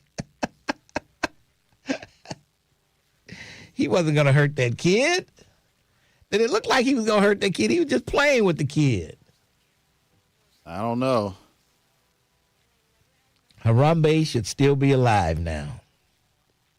Oh, in a situation like that, sometimes you got to err on the side of caution, I think, Mr. Ware. I don't know. I would have waited a little longer. But those animals are very strong. And yeah, they are strong. They will snatch you up. But they're almost human. They're 98% of the same DNA as humans, and they know what kids are fragile. You know, they know how much they can play with these kids. Okay, I want to see you step into in that area where they are. See how well they cuddle you, Mr. Ware. Well, once they start doing this, you got trouble. Yeah. Well. No, you don't, because they can understand you, Mr. Ware. That 98%. They wouldn't do that to a kid. I don't know. I don't know. Harambe had hips like Blade. Oh, boy.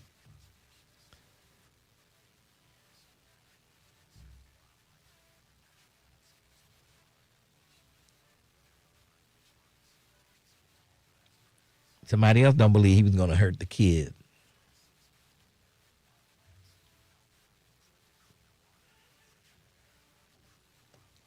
They're all good, Sea Breeze. It's all good.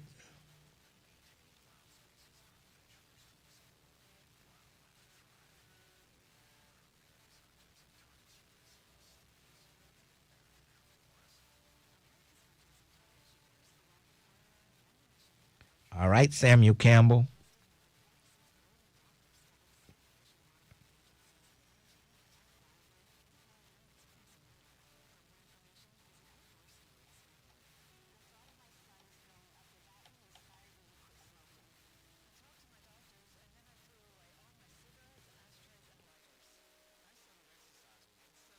Takes, no matter how many times it takes. We did it, so can you. For free help, call 1-800-QUIT-NOW. A message from the U.S. Department of Health and Human Services and CDC. The voice of the community. We are 1230 AM The Buzz, your talk station.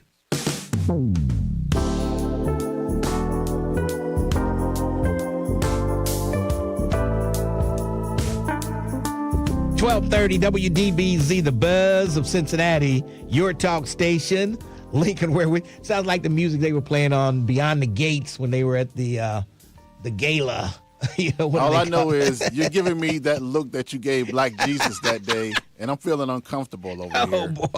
I feel like I'm looking at Harambe. Oh, boy.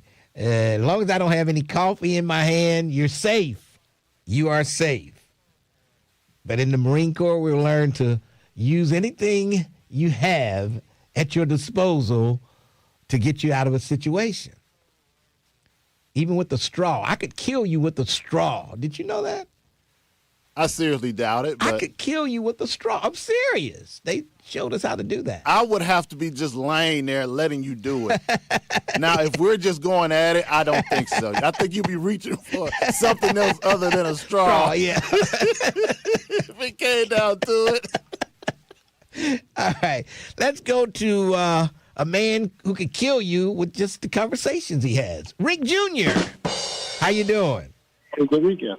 It was great. Enjoyed Memorial Day. Hey, do you agree with this? If there had not been a CIA, say like in 1960, that we never would have gone to Vietnam, and most of those 50,000 dead would now be still alive, or provided they didn't die otherwise. Do you agree with that? Say that again now. Say that again. Said, okay, again. In 1960, if there had not been a CIA, we never would have gone to Vietnam, okay? And that means those 50,000 soldiers that are now dead would not be, or unless they would have died. I don't know. Well, believe me, more than 50,000 people would have died. Not necessarily U.S. soldiers, but it would have been more than 50,000 people who would have died if we weren't over there. Oh, okay. So you think the CIA did Johnson a service by recommending that we send troops to Vietnam, and we're about 1964. You thought that was a good idea? I don't know. Well, at the time, we thought we could just get in there, do the business, and get out, but it didn't turn out that way. Okay. Let's skip that. Let's move on ahead with this mess going on in Iran. I'm gonna update everybody. They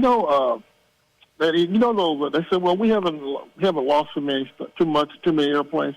Well, you know those UAVs, the larger ones, specifically the MQ-9s. Okay. They have a NATO name to them, but I can't remember. Those things are like $30 million a piece, and they lost 25. So that's like we lost like almost $750 million of equipment. Yep. Which in a way is really not that bad, because one of those B-1s cost $300 million. Now, we didn't lose any B-1s. I'm just saying, just that, and that was under good old Ronnie Reagan. He had 100 of those things built. Those things cost $300 million a copy. And they didn't lose any. We still only got, they built 100 of them, and I think there's only about maybe, out of 100, maybe there's about half of them still flying. Okay. And they built them back in 1982. Okay. And they did lose an F-35, which cost about $350 million. Now, the reason why they got so uptight about losing that thing is not, but that's that plane, that's the jet that's that ugly one. I'm always telling my son, the ugly airplane. It takes off and lands vertically. The reason why they got so upset about losing that is not necessarily the price of it. It's that they're surprised that Iran had the equipment or the technology to knock it out of the air, even with all the electronic warfare, defense equipment, electronic equipment, to prevent the jamming or to cause the jam, the missiles or the anti-aircraft artillery. They're still able to knock it down. Okay. Miss Johnson. No, I don't know Miss Johnson. What Miss Johnson? What the hell are you talking about? I'm just shotgunning. I saw the poor lady on Catalina with the tree. Like they want her to not. They want her to pay a fine. Oh, I know. They want her to fix the doggone sidewalk. Okay. Now that's a lesson there. Catalina. Now, are you sure you don't live here in Cincinnati? Now, what the hell you know about a lady that lives on Catalina and a tree and her sidewalk? You know too much stuff to not live here, Rick. There is a such thing as a computer and there's the internet. You can find out anything about anybody. I know I got your pictures when you were like in the 7th grade. Oh, yeah, right. The internet. Right. Okay. I got to go. Yeah, send that up on the internet. Yeah, too? put that up on the internet. My 2nd grade picture. You were a cute little dick. Rick, I got to go. Thanks for your call. Okay. Boring. That guy is insane. He is totally insane. Well, now, we were wondering on this I-71 shooting that happened last Thursday. Well, deputies are saying it was not a random incident. And I figured that all along. Nobody just driving up 71 and decide to shoot at somebody in a car. Deputies say the fatal shooting was not a random incident. The sheriff's office confirmed that the May 21st shooting was not a random incident, nor was it road rage, says Kyla Woods. And I talked to her last week, and she wouldn't say anything. She probably knew then, and I just say, okay, I'm not going to press you. You were told not to say anything to the release, and I'm the media, so she wasn't going to say anything, release anything to the media. You were just doing your job, Kyla Woods, but I could tell you were lying to me. I could tell. And I didn't press you, Kyla. No suspect has been identified in the shooting, which happened in the northbound lanes of the highway near Stewart Road.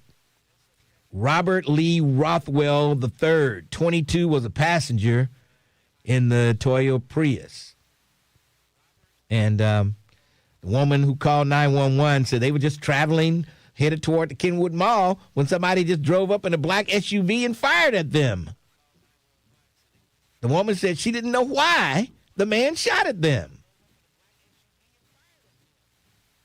So the sheriff's department said this wasn't random.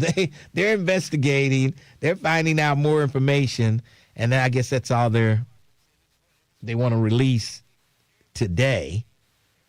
And I guess they're looking for the guy who did it. They probably know who it is, and they're just not saying yet.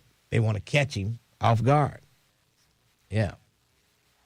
But I'm sure, I thought it was kind of crazy that somebody would just, out of the clear blue sky, just start shooting at them and drive off.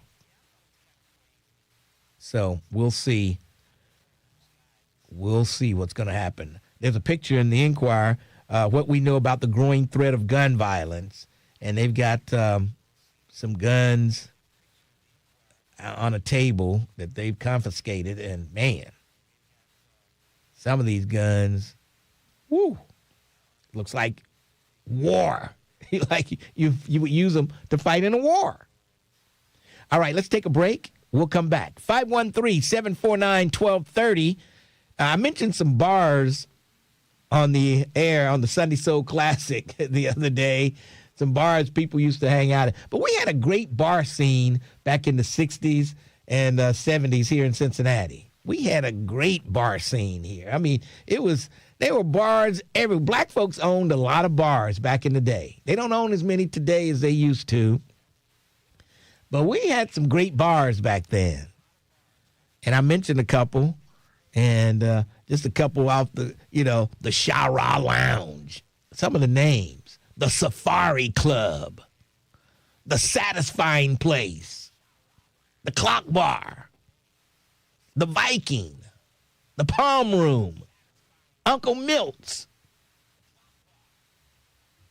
Mr. Kelly's, the Bonnevilla Cocktail Lounge, the Bonnevilla Cocktail Lounge, Beasley's.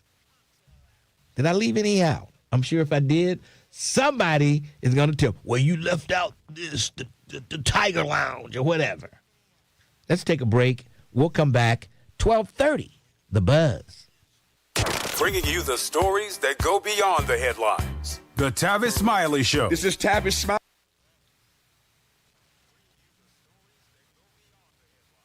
So you did a lot of drinking back in the day, huh, Mr. Ware? No. You went to all these bars. No, I didn't go to. Well, I used to spin records in some of them. Oh, okay. Yeah. I had a night at some of them.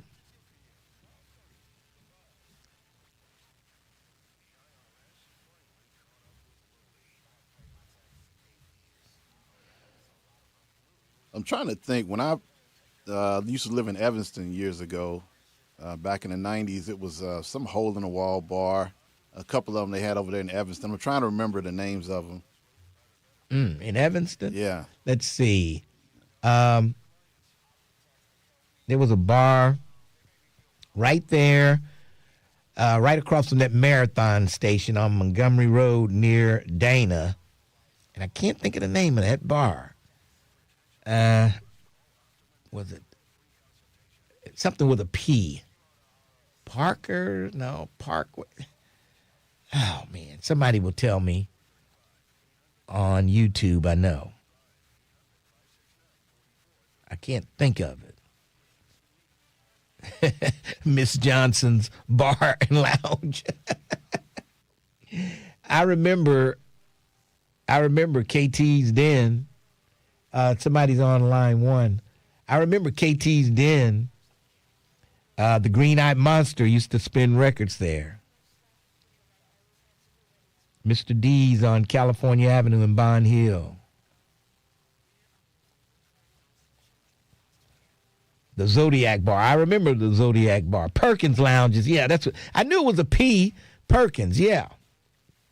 I knew it was a P. The Man's Lounge. Oh, I remember Eddie Shelton used to own that up in Lincoln Heights. The Man's Lounge. The Spot Bar. I remember the Spot Bar. Get out of here. There was no 47 people shot this weekend in Cincinnati.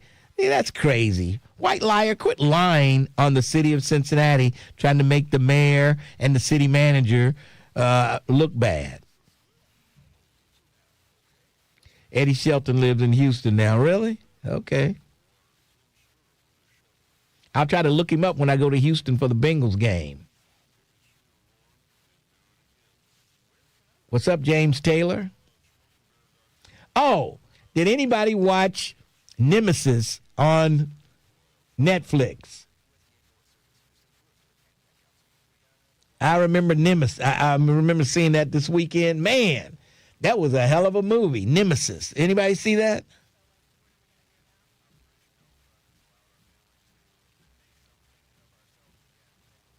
The Robin's Nest. I remember the Robin's Nest. I remember the Jockey Club.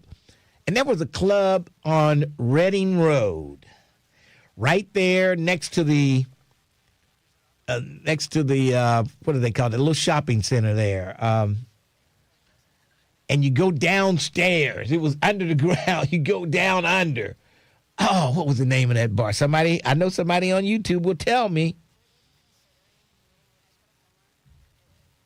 Ron's Hunt Club. That was it. Ron's Hunt Club. 1230 The Buzz. Streaming live on your computer. Log on to thebuzzcincy.com. 1230 WDBZ, the Buzz of Cincinnati, your talk station. Yes, I remember Perkins Club right there in Evanston. Perkins. The Cabana Club. Somebody used to DJ at the Cabana. It was the Cabana before the Shara, I think. And when it was the Cabana, the ladies of the evening used to sort of walk the streets of Reading Road and Union. Yeah, back in the 60s. Yes. Yes. I remember passing by there, say, man, those some nice-looking ladies just walking down the street. Why are they just walking down the street? You all dressed up. You know? Oh, boy. Unbelievable. The Joker Club. Oh, yeah. I mean, we had a bunch of clubs. Queen Anne. This city had some clubs, let me tell you, back in the day. Maybe that's why everybody's so sick nowadays. You know what I mean? That could be. Because, man, we had some places out there. Everywhere, on every corner. Seemed like there was a bar in every neighborhood. Yeah. There was a bar everywhere. Somebody said the Apple. The Apple really wasn't a bar. I mean, they had a bar and they had events there, but I wouldn't consider the Apple a bar. You know, you could rent it out, have events, and it was a great place, though. It was a great place. Let's go to Joyce. Joyce, how are you? Hey, how you doing, Lincoln? I'm doing great. I got a couple for you. Yes. TLC. TLC, yep. The Jockey Club. Jockey Club, yes. And that's all I have for right now. I can't think of many more, but those were popular clubs back in the day. Yes. All right, well, thanks for your call. Absolutely. Take care. All right. And don't forget about Parktown. Junebug and Parktown. Yes. Yeah. They had a lot happened down at Parktown. Remember the police officers got fired for, I don't know what they were doing at Parktown, but the one white female police officer and it was a black police officer. They were involved in something going on at Parktown. It was unbelievable.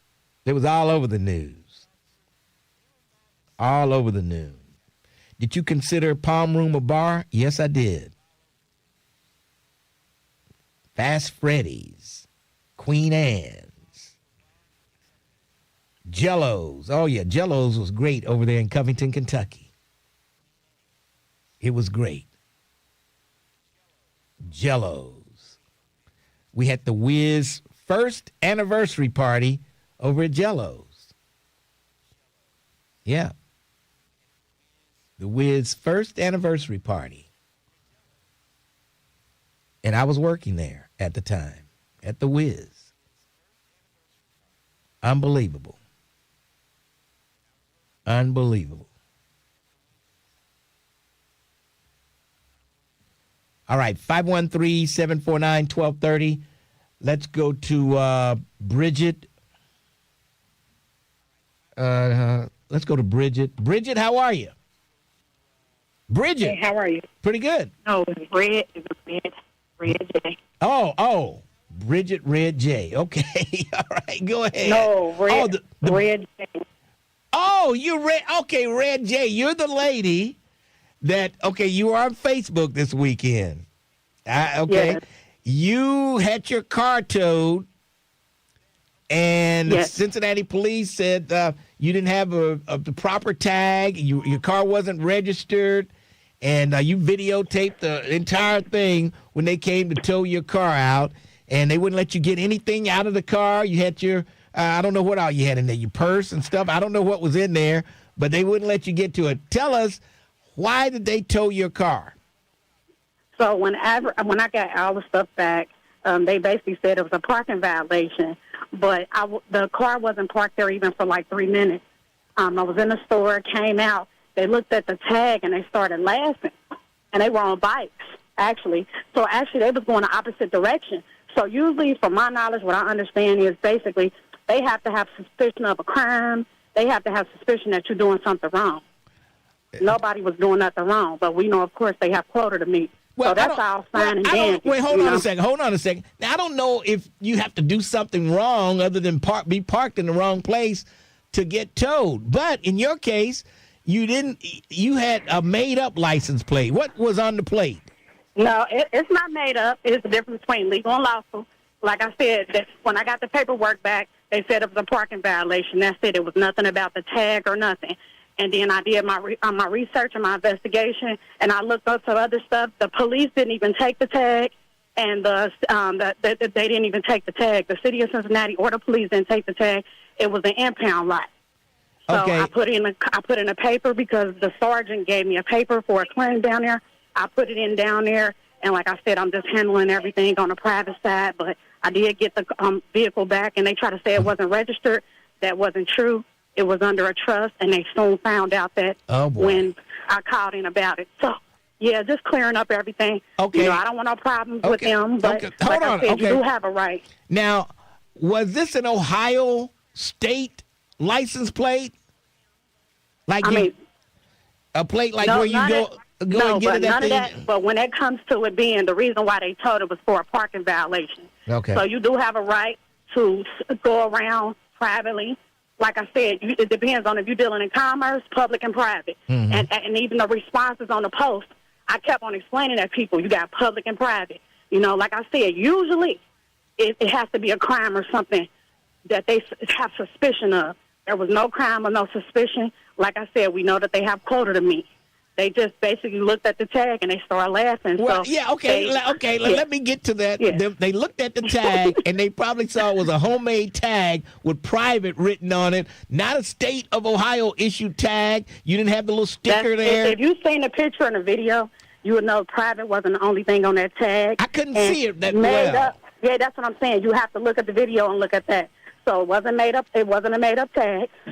Remember, I didn't never get told about a tag. It got told because of a parking violation. So that has neither nor or nothing to do with one or another. You know what I mean? So none of that matters.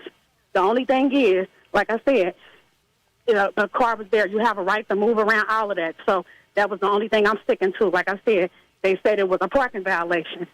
There was no parking violation. I wasn't away from the curb or none of that. So, yeah, they seen the tag, but then they try to say parking violation. So, yeah, it didn't have nothing to do with neither one or the other. Now, are you going to court? No, they didn't write me a ticket. They didn't say they didn't ask for identification. I had my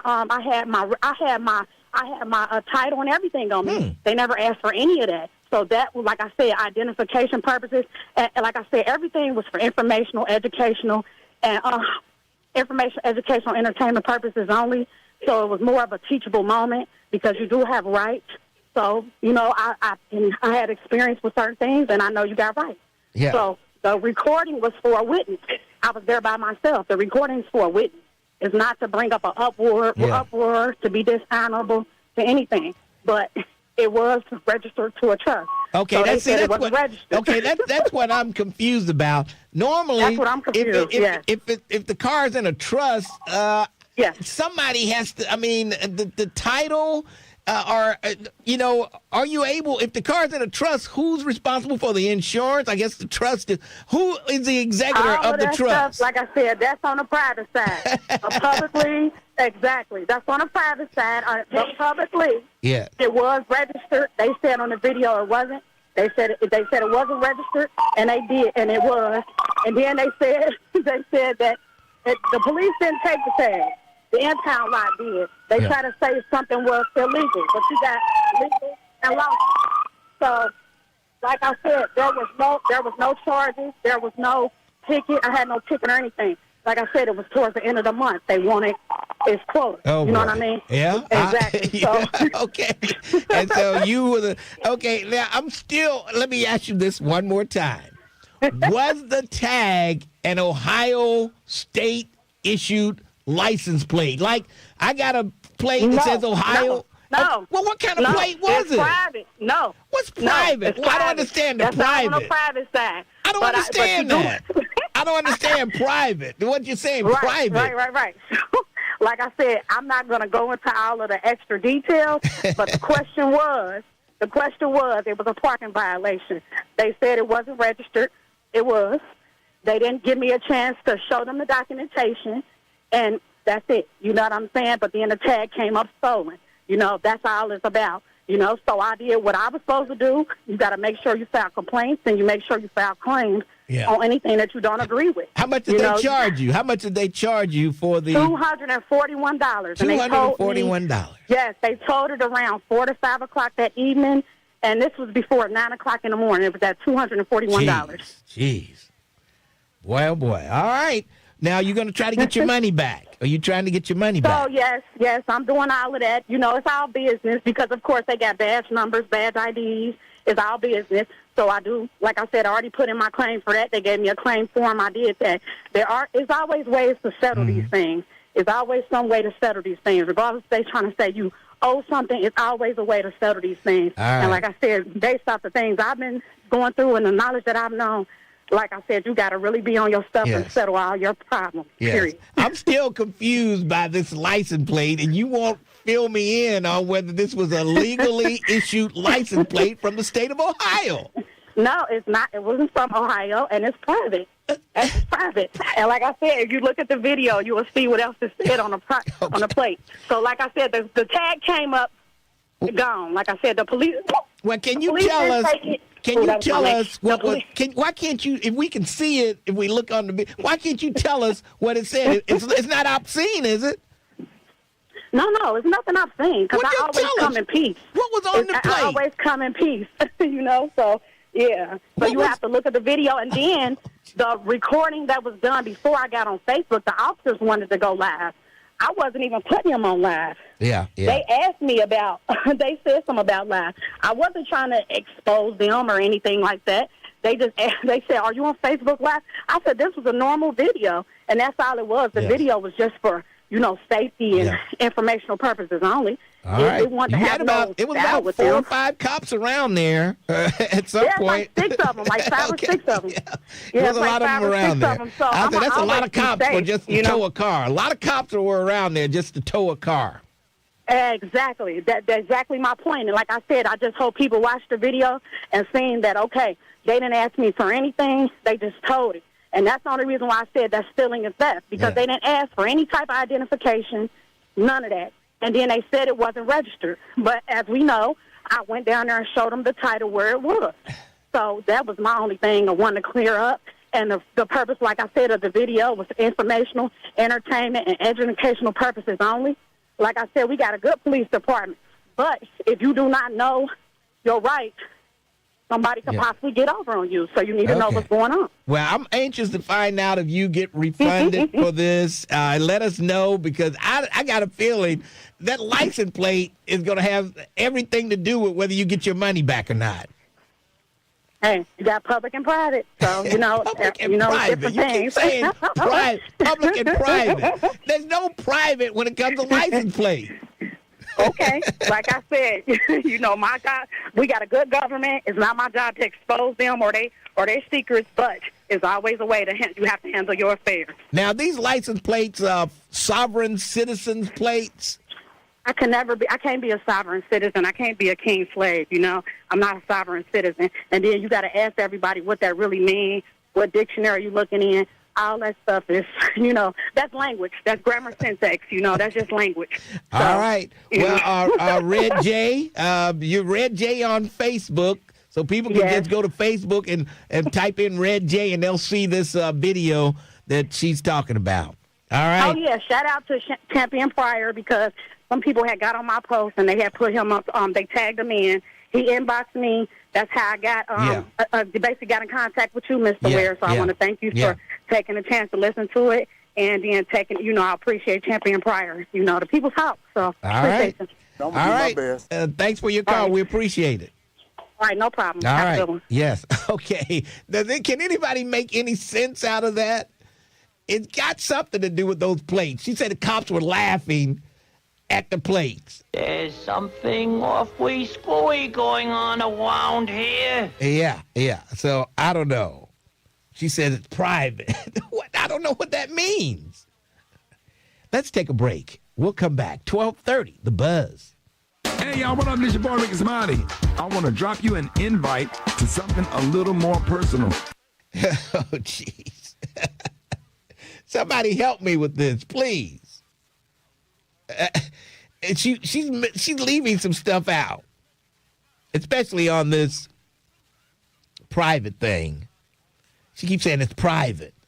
What the? And the cops were laughing at the plates. And so I'm thinking that's why she got towed, because of what was on the plates. Somebody said it's Eliah's granddaughter. Oh, boy. Yeah, Champion Pryor sent it to me, and I'm like, I need to get in touch with this girl, because this is not making sense at all. So he got in touch with her and gave her my number. She called me, and I told her, you got to come on the air to talk about this because this sounds ridiculous.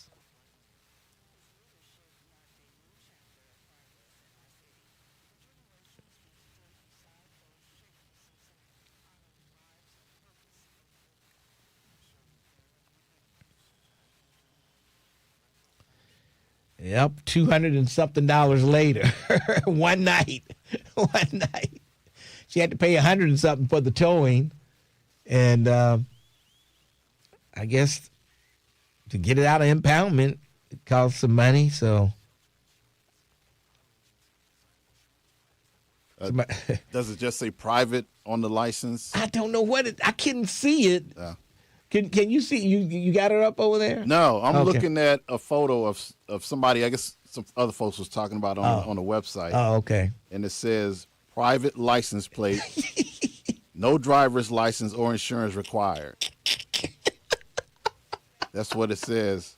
And it has no a wonder photo. They were laughing. Oh boy. No wonder they were laughing. Oh boy. I'm confused about it too. And she said it was in a trust. I just don't understand. So somebody was trying to explain it. It's part of the sovereign citizens movement. Basically, they believe that the government doesn't have the right to restrict their driving rights. Among other things, it generally doesn't work very well when they're actually in court. Nope. And that's why it says private. And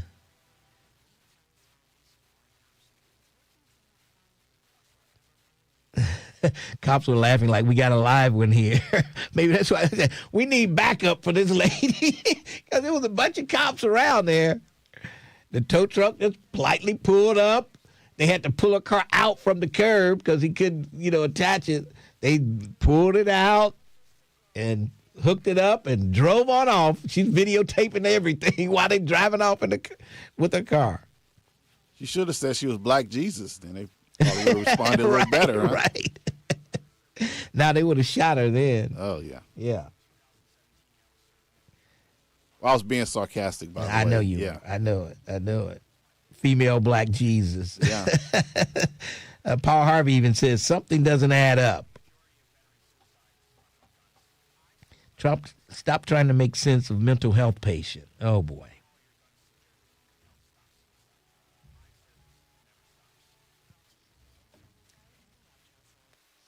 She sounds like a female Elijah.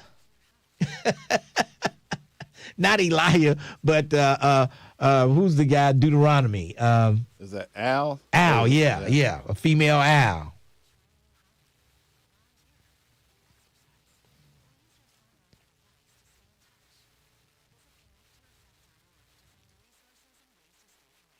In this program are those of the host and guests and do not necessarily reflect the views of Urban One Incorporated, Radio One, or any of its subsidiary companies. 1230 The Buzz, WDBZ, a Radio One station.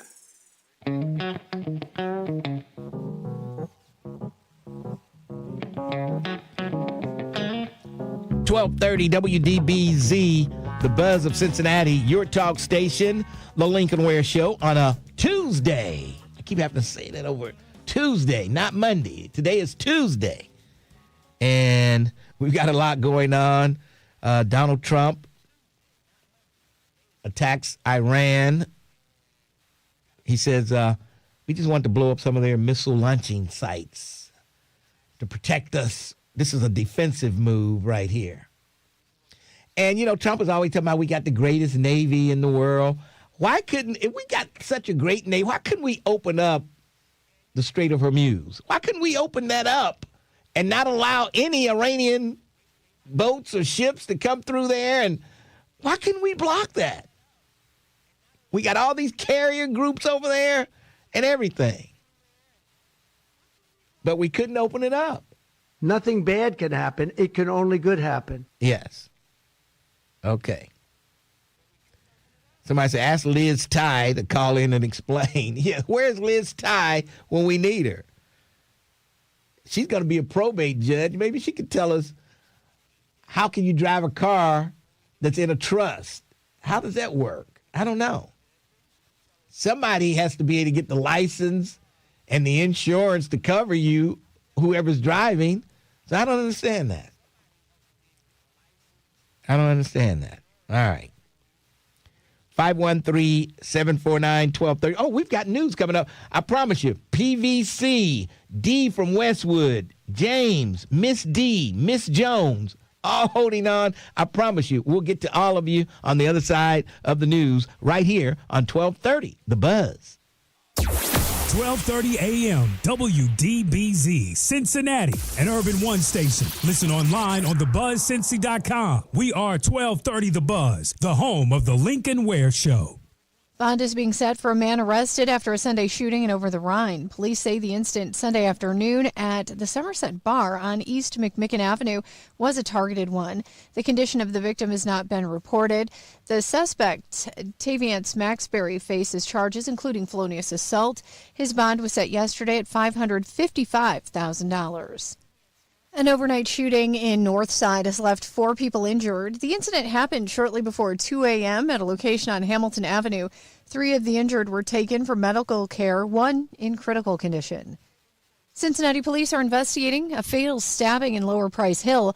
Officers dispatched to a location on State Avenue around 5 a.m. found 46-year-old Julian Clinton suffering from multiple stab wounds. The victim died at the scene. The Reds opened a 3-game road series against the Mets with a win on Monday. Playing at Citi Field, Cincinnati beat New York 7-2. And many Cincinnati area drivers are seeing prices a bit higher at the gas pump this week. AAA reports the average price of regular fuel is now $4.53 per gallon. I'm Heather Pasco on 1230 The Buzz. You have an opinion. You've got something to say. And that's the reason why we're here today. 1230 AM The Buzz, your talk station.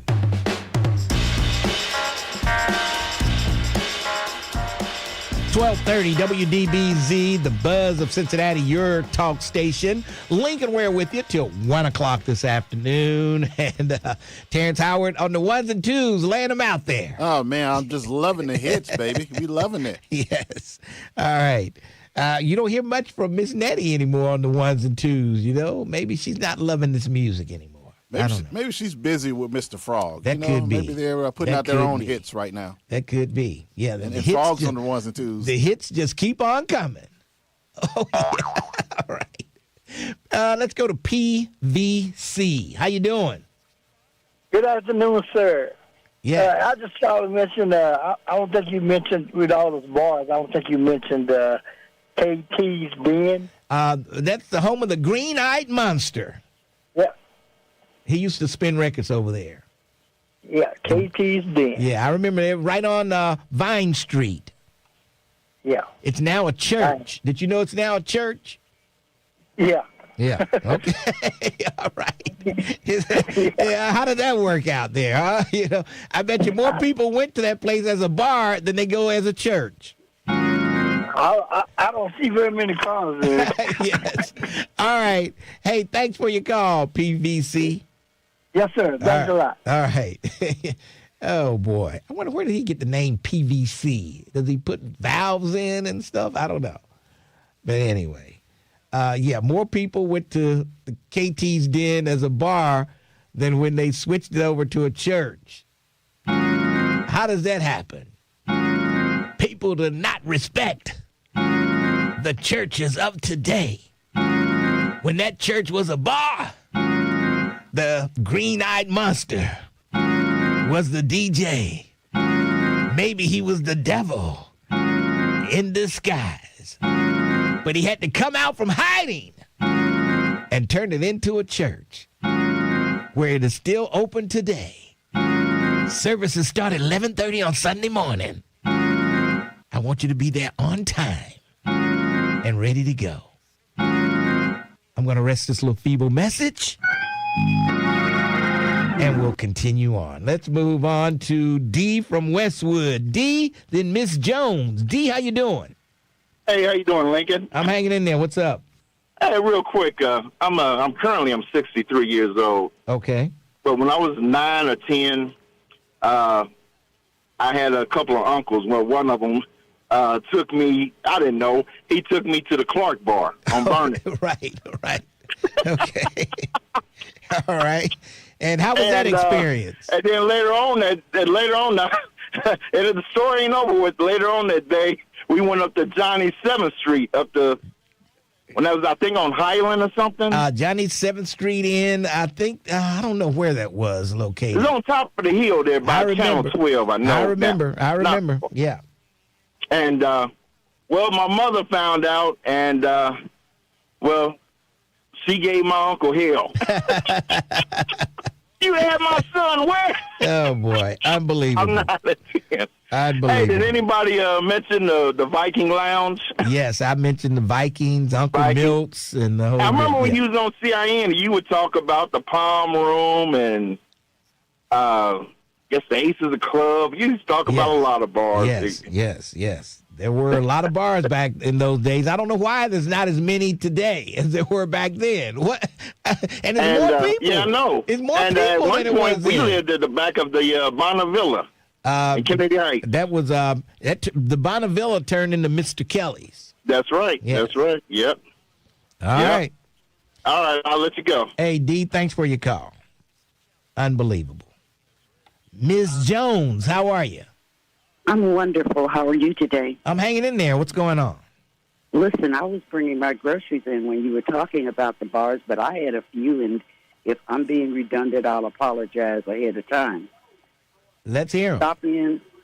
Stop in. Okay, yeah. VIP. Okay. Cozy Corner. I remember the old cozy corner. Ahead. Yeah, Bay Baker's, right? Bay Baker's was right there, right on the corner of Reading. No, Bay Baker's was Reading Road, and I forgot the little street that runs. That's where I thought Bay Baker's was. Wasn't that Union? Union, it could have been Union, yeah. Might have been Union. I know Union was on one side of the street. I can't remember the name of the other. Maybe it was Union. He also owned the VIP on Montgomery Road. Yeah, he had a couple of bars. Yes. And the Cozy Corner was at Hewitt and Hackberry. Yes. Right there. Penny Baker was out in Lincoln Heights. What was that? Penny Baker's. I'm not sure. The only bars I remember Crawford's. I remember the Man's Lounge. I remember the Peppermint Lounge.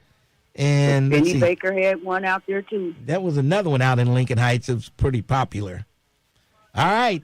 Well, Ms. Jones, sounds like you did a lot of traveling. It sounds like you did a lot of traveling back in the day. Hey, I had a good time back in the day. All right. Elks Club, Herbie's Lounge. Yeah. Okay, sounds like you were a partier back then. I had my fun. I can imagine. All right. Well, Miss Jones, me and Mrs. Jones. Hello. They wrote that song about you. Yes, sir. Yes, sir. All right, then. Thanks for your call. All right. Miss Jones, she was a partier back in the day. She knew where every street and every corner the bars were located. Yes.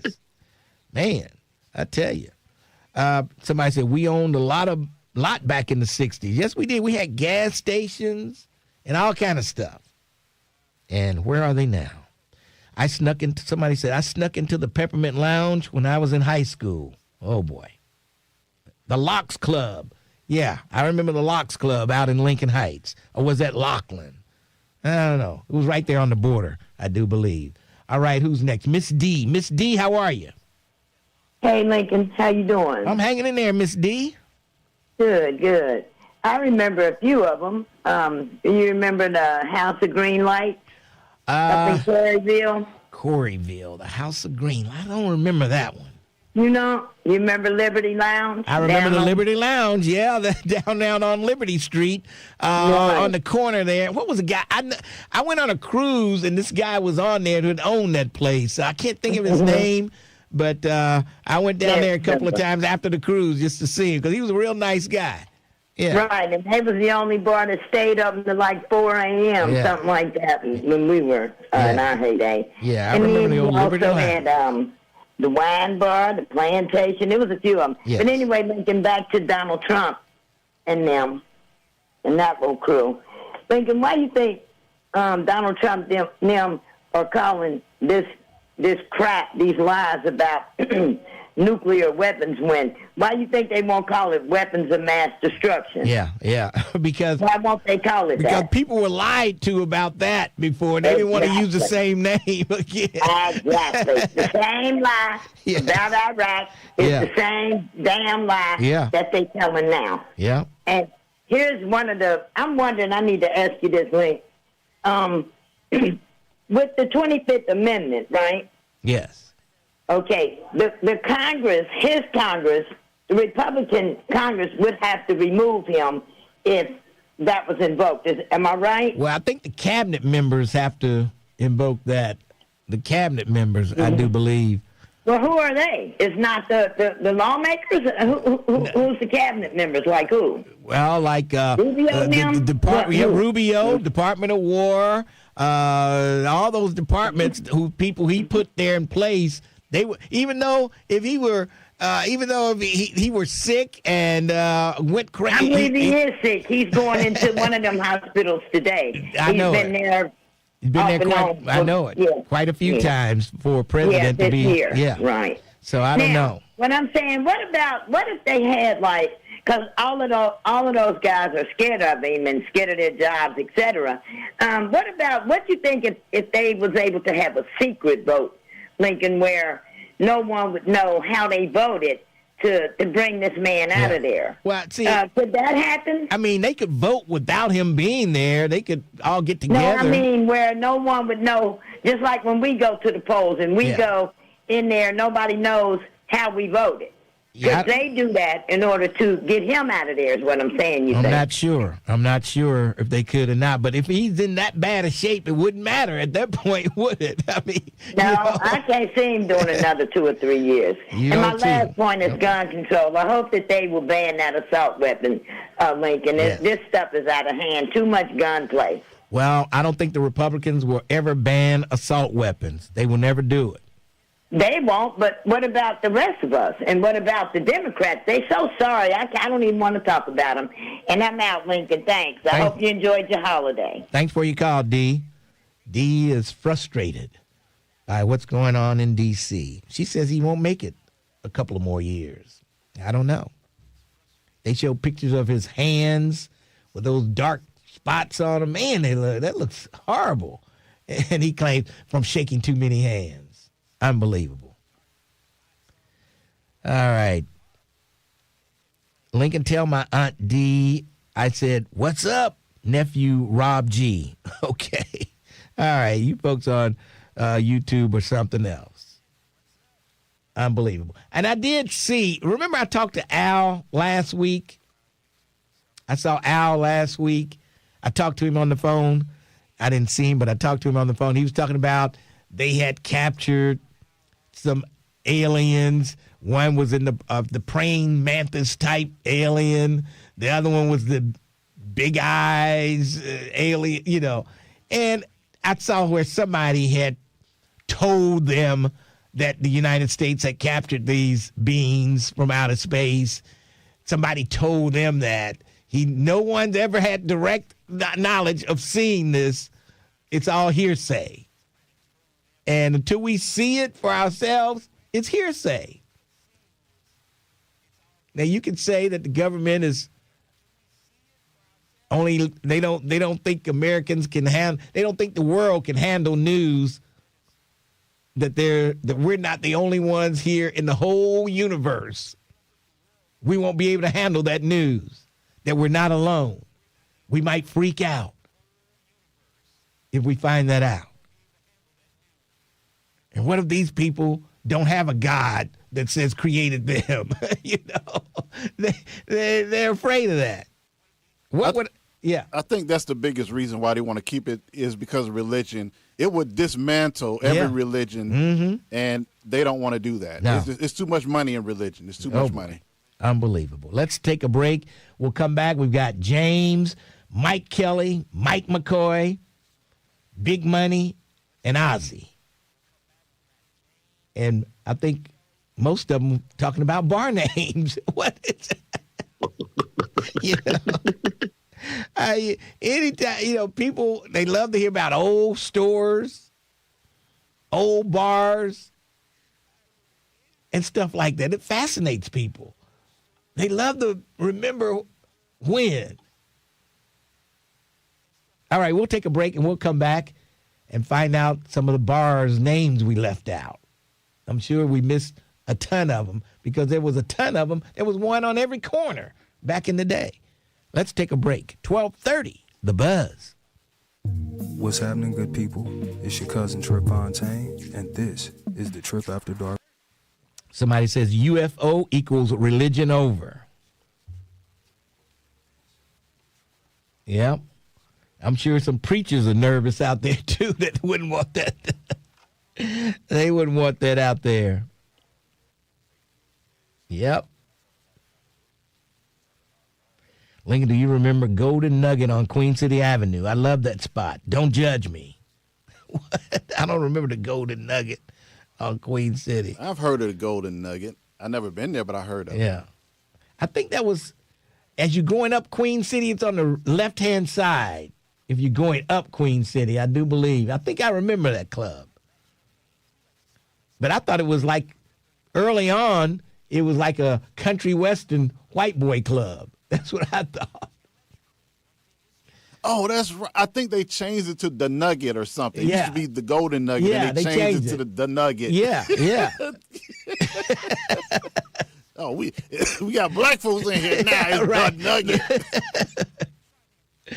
Oh, boy. Who remembers the Lincoln Heights skating rink? I think it was called Johnson's, wasn't it? On the right across from UDF. Yeah. Okay. It was right up there somewhere. But I think black folks own it now.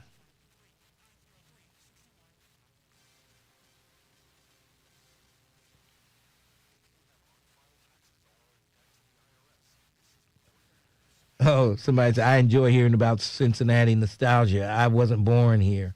I wasn't raised here. That's something else, let me tell you. People have 1,000 stories.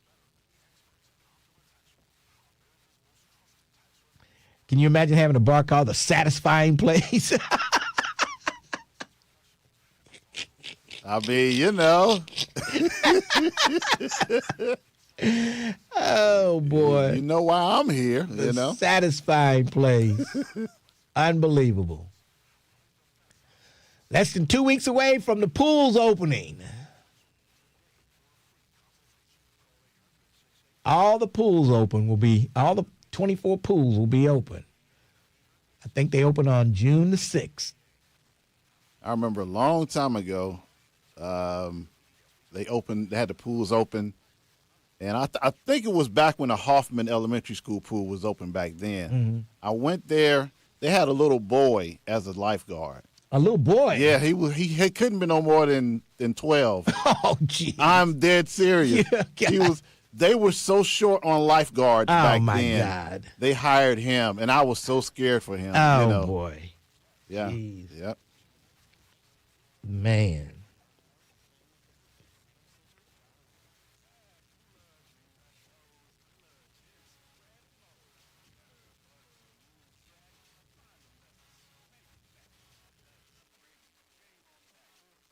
Ohio Lottery.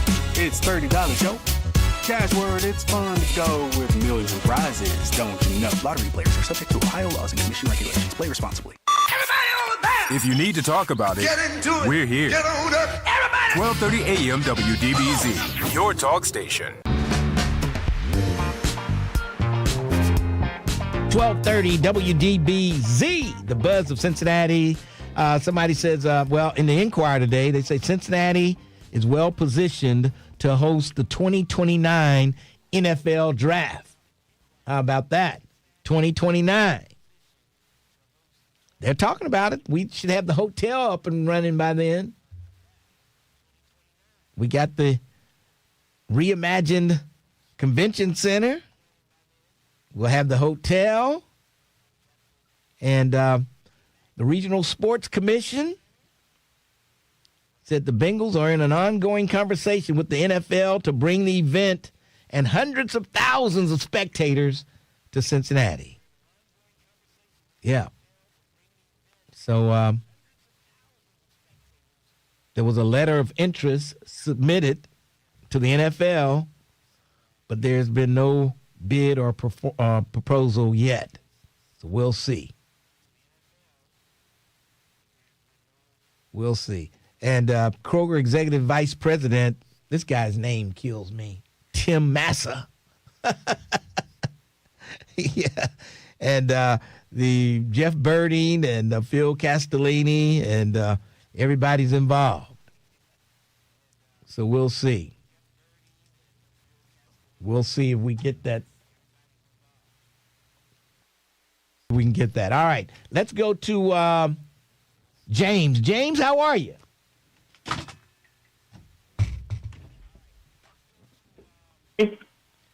I can't hear you, James. Can you hear me now? Yeah, I hear you now. Okay. How you doing, Mr. Lincoln? I'm doing great. What's on your mind?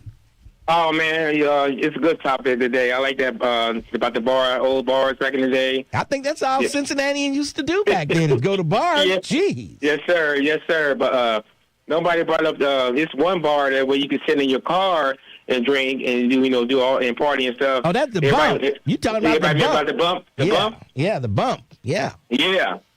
That was a good bar right there. So what I used to do, I used to go to the bump, get smashed in the car, drinking everything before I go to the bars. So I don't spend that much money. I just go when I go to the bar. I got to do is spend that one drink. I'm good after that. Right, because then you could get your check cashed over at the bump. Everybody would get their check cashed over there. Yeah. And get food too while you're over there too. Yeah, they got great hot dogs over there. Hot dogs, everything. And then so when you brought up Jellos, so when I used to leave from over there, I used to go to Jellos. Yes. I used to be so drunk by the time I get there. So when when I'm trying to leave, the bouncer wouldn't let me leave because he said, "Hey sir, we can't let you leave because you too intoxicated. You had to sit down and drink some coffee and stuff." So they made me drink coffee and everything back then at the Jellos. Oh, it was crazy. I'm like, what the heck? I'm like, why I can't leave? We can't let you leave, sir. That we're responsible for you drinking. So that's one of them. Then I got a good bar where I met my wife at. I met my wife. We've been together for 24 years now. And where did you meet? What bar did you meet her? I met her at Oscars. Okay. Yes, sir. Yes, sir. Yeah, I've been with my wife for 24 years, and I always was going to that bar for every Saturday. I didn't miss a Saturday. I was like, I knew people. That's how I was known at that bar. Yeah. So I happened to see my wife on the dance floor, and I said, "Man, I want to dance with that girl." Next thing I know, now we've been together for 24 years, and we got 2 kids together. Yes, sir. And my son, he's 26, and my other son is 12. Unbelievable. All right. Ain't that something? That's something else. Sir. I'm telling you. All right. You found love and happiness at a bar. At the bump. Okay. All right. 513-749-1230. Lincoln Ware with you. Do we tap for another break? Is our break up? Did I do the 15? We can go a little early, Mr. Ware. Hold on. We can hold on. We'll go to a couple of more calls before we go to break. Mike Kelly. What's up, Bulldog? How you doing? Pretty good. What's going on? Hey, the girl that was talking about her car. Yes. That had me intrigued. Well, first of all, did y'all mention Perkins? Yeah, we mentioned Perkins. We mentioned Perkins on Montgomery Road. Yeah. Montgomery Road. Right. Hey, listen. This is what basically she's talking about. She went to the IRS. Well, you can go to the IRS and just get an EIN number, a tax ID number, and for a trust instead of putting it in a person's name. And then you select a revocable trust, and the entity type that you use, you just list yourself as the grantor and the trustee of that trust. Okay, that sounds like an awful lot of work to me. Yeah, well, this is what wealthy people do, Lincoln, to hide their assets. Yeah, okay. So you keep full control of everything, and then you take that EIN to the bank and you open up an account, and that way you can use it to buy your house or your car, and that's probably what she did, is use it to do that. And she's still in control of it. You just, if anybody wants to sue you, they can't find the money. Yeah. Okay. With the, it's like having an LLC. So you control everything in reality. Yeah, but what about the license? You still have to have an official Ohio license plate. It sounds like she didn't have that. You know what? I couldn't find that video because I wanted to see what she had too. Look, just go to Facebook and you can put Red J in there. Red J. Jay. J-A-Y or just J? J-A-Y. Oh, okay. Red J-A-Y. Okay. Yeah. And look at it that way. Yeah. All right. Hey, Lincoln, and for my, I'm going to call you back on my, I guess, for the Soul Classics this weekend. I'm going to call you back because I can't make up my mind between the Dells, Enchantment, and Wildflower. Oh, boy. Newbird. Yeah, okay. man. All right. Call me back when you find out. Call me back and let me know. All right. You only get one. You only get one. I know. Okay. I know. I'll make up my mind by the end. All right. Peace, brother. Thanks for your call. Unbelievable. All right. Mike McCoy, my bookie. Mike McCoy. Hey, how's it going, Lincoln? I'm still studying for the Belmont. But okay. Hey, Lincoln, I like to get this out there. Any of you women that's going to the mall, if somebody comes up to you in the parking lot and asks you what kind of perfume you like and say, smell this, don't smell it. Because it's going to knock you out. So don't do it. You know that has happened to somebody? Yes. Oh, yes. Boy. So don't do it. Don't smell the perfume. Tell them to get away from you with that. Okay, so when the lady smelled the perfume and she passed out, what happened then? She got dizzy. She got dizzy and they robbed her. Oh, boy. So don't do it. It's a trick. And where was this? Where did this take place? I don't want to put them all out there, but don't go out there in Kenwood and smelling perfume out there in the parking lot. All right. Okay. Don't do it. It's a trick. All right. Don't do it. And another bar, Lincoln, remember L&D, Liberty and Dudley. Oh, yeah. The L&D That was another bar. Yes. Yeah, L&D down there. And Larry's Pleasure Box was another one on Elm Street. Oh, I remember that, the Larry's Pleasure Box. A little hole in the wall. I thought that was a real nice name. I thought that was a real nice name for a bar. Yeah, it really was. And Lincoln, let me ask you this question. Yes. When you used to take your granddaughter, you and your wife used to go out and eat, right? Yes. And your grandkids will be with you, and you will make them behave, right? Yes. And sit down, eat their food, don't disturb somebody that's behind you. Yes. I was in Casa Meal the other day. My wife and I, we sitting down eating. You know how the benches are made in there? I don't know. Yes. Why these people let their daughter climb up on the seat, looking over the other side, throwing stuff, and never once did they tell a little girl to sit down? They threw stuff over on your side? Yes. Oh, boy. You know how the benches are? Mm-hmm. And I wanted to say something. I said, no, let it go. They'll say something. The parent that was with that little girl didn't say a word, didn't tell her to sit down, stop throwing stuff, or none of that. Yes. It was ridiculous. It's unbelievable. I'm like, why is this always happening to me? You know? I know, man. You have a tough time. The kids robbed the Hustler store, and you ended up with all the stuff they robbed. How does that happen? You have a tough life, Mike McCoy. Yeah, I do, Lincoln. But I just want to get that out there. You women, make sure you don't smell that perfume now. Don't go for the yoke. If you do, you got something. Tell them to get away from you with that. So, but anyway, Lincoln, I'm working on the Belmont, and it's going to be a lot better than the Preakness and the Derby. So, all right. Get your pad and pencil ready. And Chad had already blasted me. I told him, like, you making all the money. He was like, yeah, as long as one of those hits come in on your horses, I'll be good. There you go. All right. All right, Lincoln, you have a blessed day. Thanks for taking my call. We'll talk to you. Thanks for your call. Unbelievable. That's Mike McCoy. All right, we're going to take a break, and then we'll come back and tell you about something that's going to happen this coming Saturday, the Yard HBCU send-off. And we'll tell you exactly what that means and what's going to happen when we come back on the other side. 12:30, The Buzz. Lincoln Ware is on demand. On demand. That's right. Listen to the Lincoln Ware Show when you want. Oh, I like that. Get all the news and info, world events, entertainment, sports, and everything happening in and around Cincinnati and the tri-state. On demand. The Lincoln Ware Podcast. Go get it right now. Wherever you get your podcasts. Or go to thebuzzcincy.com and click on Lincoln Ware Rewind. Did you know that May is Mental Health Awareness Month? We can support our own mental well-being by taking deep breaths or walks when feeling stressed, doing activities we love, spending quality time with friends and family, and making time for self-care. These things help us manage daily life, cope with stress, and contribute to our physical and mental health.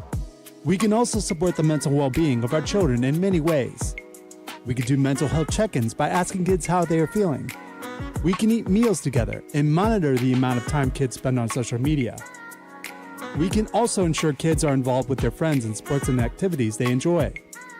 If we are concerned about our own or our children's mental health, we can seek help. Remember, it's okay to not feel okay, and seeking help is a sign of strength. Call the 988 Lifeline or Cincinnati Children's at 513-636-4124 at any time to get mental health support. If you owe back taxes, listen carefully to rule number 1. Never go up against the IRS alone. They're cracking down, freezing bank accounts, garnishing paychecks, canceling passports. Even your home or business could be at risk. But here's what they don't tell you. The IRS has powerful tax relief programs that could save you thousands if you qualify. That's why smart people call Optima Tax Relief, America's #1 tax resolution firm. Nobody knows these programs like the experts at Optima. Their team of tax attorneys and licensed professionals have resolved over $2 billion in tax debt for people just like you. The IRS is not stopping, so don't wait. And don't take them on alone. For tax help you need, for tax help you can trust, call Optima today for a free consultation. Call 800-811-7033, 800-811-7033, 800-811-7033. Optima Tax Relief. Some restrictions apply. For complete details, please visit OptimaTaxRelief.com. Hello, Cincinnati. Labor's Local 265 would like you to join us on Saturday, June 13th from 10 a.m. to 1 p.m. for our car show at 3457 Montgomery Road in Evanston. Bring the family to this free event to view classic cars, motorcycles, and support our food trucks and vendors. We'll also have Split the Pot, cornhole, and kids activities. We're still looking for cars and vendor participants. Only a $20 registration fee. That's Saturday, June 13th at Local 265, 3457 Montgomery Road in Evanston. For more information, call Marshall at 513-221-5260 or stop by our office. I slept in a lot of different rooms, different beds, but none of them really felt like mine. I spent 14 years in foster care, mostly in group homes. And I never had much stuff because I always had to be ready to move. Why get things if you just have to let them go? There are more than 100,000 children in foster care waiting to be adopted.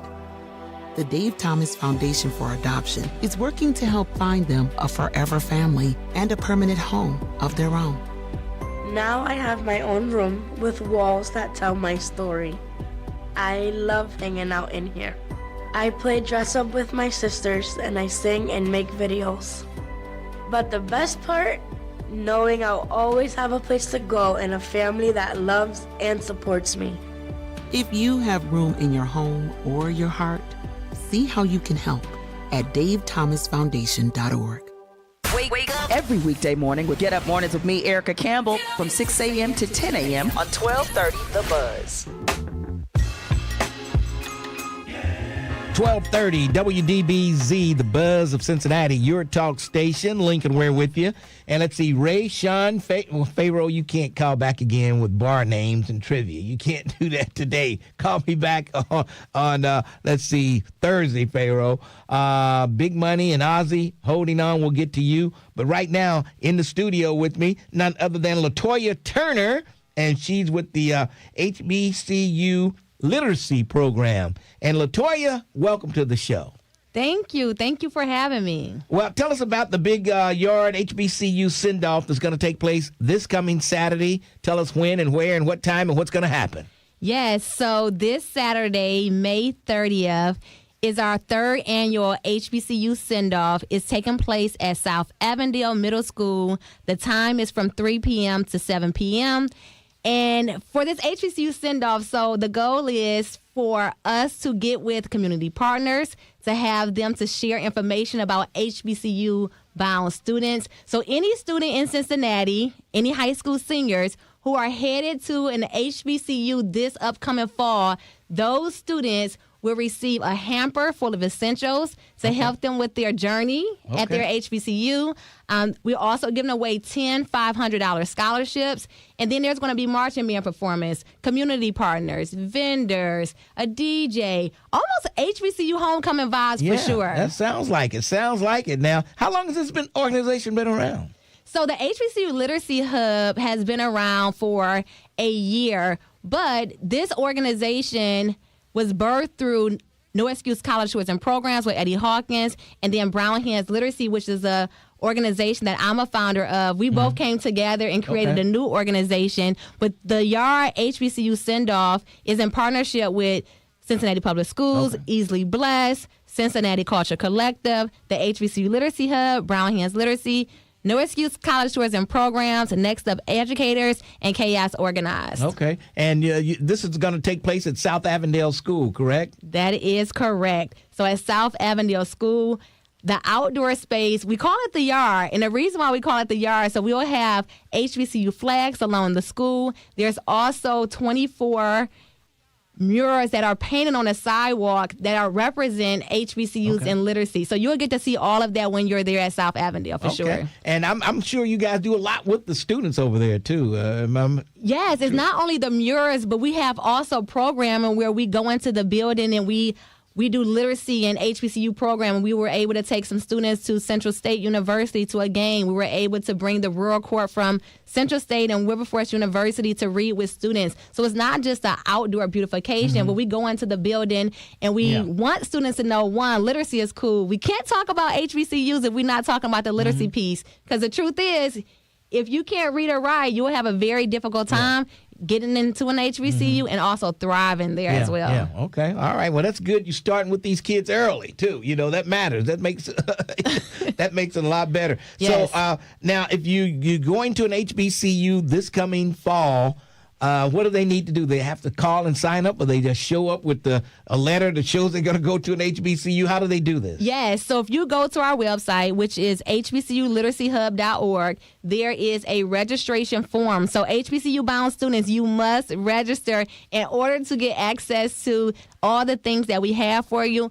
Also, in order to get access to the scholarship as well. So they'll go visit our website, register. We also are still taking donations. So on our website, we have an Amazon wish list. And then as well, attendees, volunteers, they all can sign up on there as well. Okay, that sounds good. So parents, if you're listening, your kid's going off, you better get them to go ahead and get registered. That's right. And get this, I guess it's a hamper full of things. Like what would be in the hamper? Yeah, so great question. So what would be in the hamper is paper towel, toilet paper, soap, toothpaste, toothbrush, cleaning materials. So all kind of things, towels, washcloths, sheets. So anything that you may need. So I know I graduated from Central State University, and when I went off to college, my parents had to buy, we went to Walmart and had to buy so many things.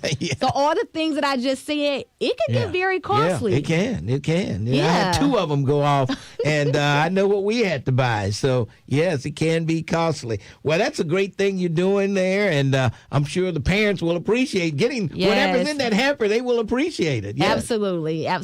All right, it sounds good. And so you're not from Cincinnati, correct? I'm not from Cincinnati, but Cincinnati has definitely embraced me. I've been in Cincinnati for 8 years, taught in Cincinnati Public Schools over the course of years, and done a lot of community work. But I'm originally from Detroit. Okay. I'm originally from Detroit. You don't have a knife on you, do you? You don't have a knife in here, do you?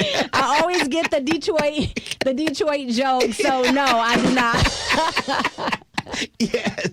Now, looking at you look like you would have been a maybe second grade teacher, first, second, third grade teacher. How close am I? You know what? You're very close. So over the course of 13 years, I was a classroom teacher, and over 13 years in the classroom, I've taught kindergarten, first, and second grade. See, I knew you just look like a prototype of that grade of a teacher. You know what I mean? And that's funny that you said that because even without me telling people that I'm an educator, people always guess that. I guess it's based on my personality and how I come across. Yeah. I don't know. Is that true? I saw you with Eddie Hawkins at the TV station. I thought you might have been a cop. You know what I mean? No, an educator at heart for sure. Okay, all right. Well, LaToya, run by and give us the dates again for this Saturday, the time and everything in place for this Saturday. Yes. So this Saturday, May 30th, at South Avondale Middle School, 3470 Redden Road, Cincinnati, Ohio, 45229. And the time is from 3 p.m. to 7 p.m. And if you go to our website, HBCULiteracyHub.org, you will find the information to register, to volunteer, to shop our wish list. And if you're available before 3 p.m., we would love some support and love some volunteers to help us get set up. So thank you. All right, LaToya, thank you for stopping by. We appreciate it. What? Oh, let's see. What do we have here? Oh, Julie. Let's go to Julie. Julie, you have a question. No, I have a question, Lincoln. I just want to give big props to LaToya and Eddie. And, I mean, they're doing so much great work with this HBCU Literacy Hub. I'm one of the board members, and I want to encourage everybody, if they have young people who are going to one of the HBCUs, I mean, why would you not come out and have a send-off for this beautiful celebration on Saturday? So I just want to encourage and continue to encourage LaToya and those guys because, I mean, Lincoln, they put so many hours in and their time and their funds, too, for these things. So anybody who may have a heart, any of you HBCU grads out there, we could use your help. We could use your donations. So let's help these young folks, like LaToya said, the young people, if you don't know how to read. And Dr. Odell Owens, Lincoln, used to say young people who don't know how to read by the by third grade are far more likely or inclined to be a statistic, whether it's a homicide, commit a homicide, or commit crime, or be the victim of a homicide. So, and then in this day and age, we need to really support our HBCUs. So I just want to encourage these guys because they're doing outstanding work. All right. Hey, Julie, always great talking to you. Thanks for your call. Thanks, Lincoln, and thanks for getting them on. All right, no problem. And LaToya, you say you graduated from Wilberforce? Central State University. Okay, Central State. Yeah, okay. Central State University. That time at Central State University and after that time was absolutely amazing. So I always say if you choose an HBCU, you choose a lifelong family. So even though I graduated almost 20 years ago, it still feels like home. I still have my Central State family, and they support you along the way. So definitely, if you're out there listening, if you're debating between the PWI and the HBCU right now, I would personally say to choose that HBCU. All right. Now, did they still have the Turk Logan School of Broadcasting up there or something like that? At Central State? Yeah, a studio or something they had up there. For that might be the name of it, but I'm not sure. I haven't heard that name. Yeah, okay. They definitely have a communication building, and you can major in communication, but I have to check on that one. I haven't heard that. Yeah, and there was a guy, he was a DJ up in Dayton at WDAO. His name was Turk Logan. And then he ended up teaching over there at Central State. I'm not sure. So, yeah. All right. Well, great to see you, and good luck on Saturday. Thank you. Thank you so much for having me. All right. Thanks for stopping by. Let's take a quick break, and then we'll come back, and we'll get to the rest of the callers right here on 1230 The Buzz. Looking for a podcast that delves into the intricacies of love and relationships? Look no further than Dear Future Wifey. Whether you're single or in a relationship, this podcast is the perfect place to engage in thoughtful discussions about relationships. Join us on a journey of exploration and recovery as we explore the world of love and discover the secrets to successful relationships. Tune in every week for new episodes on the Urban One Podcast Network. Go to urbanonepodcast.com or wherever you get your podcasts. In the military, the mission was clear. You knew what to do. Now, the mission has changed. Stepping into civilian life isn't about finding a job. It's finding your purpose. I wanted a career that would leverage the skills and discipline I gained in the military. IT just felt right. My Computer Career offers class.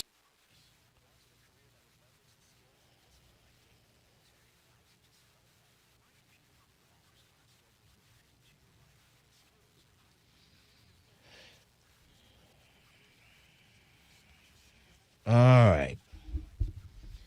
Woo!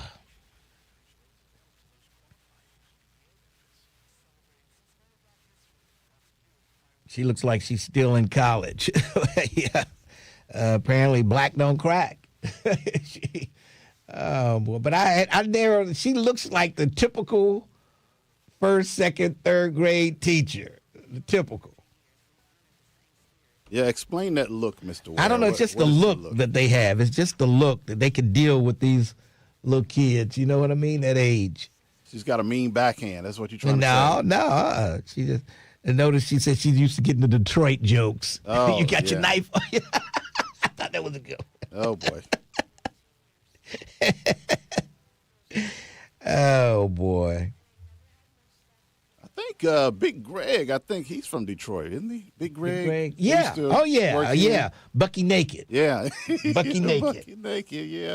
Yeah, he used to have that calendar. Ooh, boy. I used to look forward to his calendar. I'm sure you did, Mr. Ware. Yep. He used to have that. And so, he used to have the young girls, so I figured, hey, I'm going to do an over 40 calendar. And oh, my God. What happened?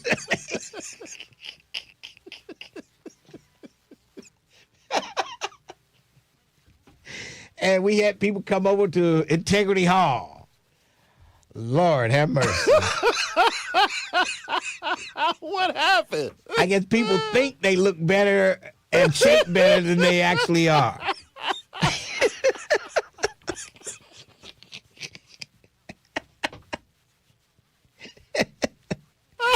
Oh, my God. Oh, boy. Unbelievable. Somebody said, I know Lincoln's algorithm is insane.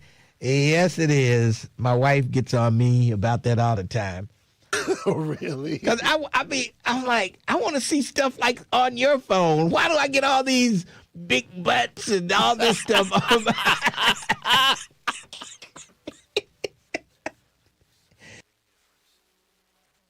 Or talk station.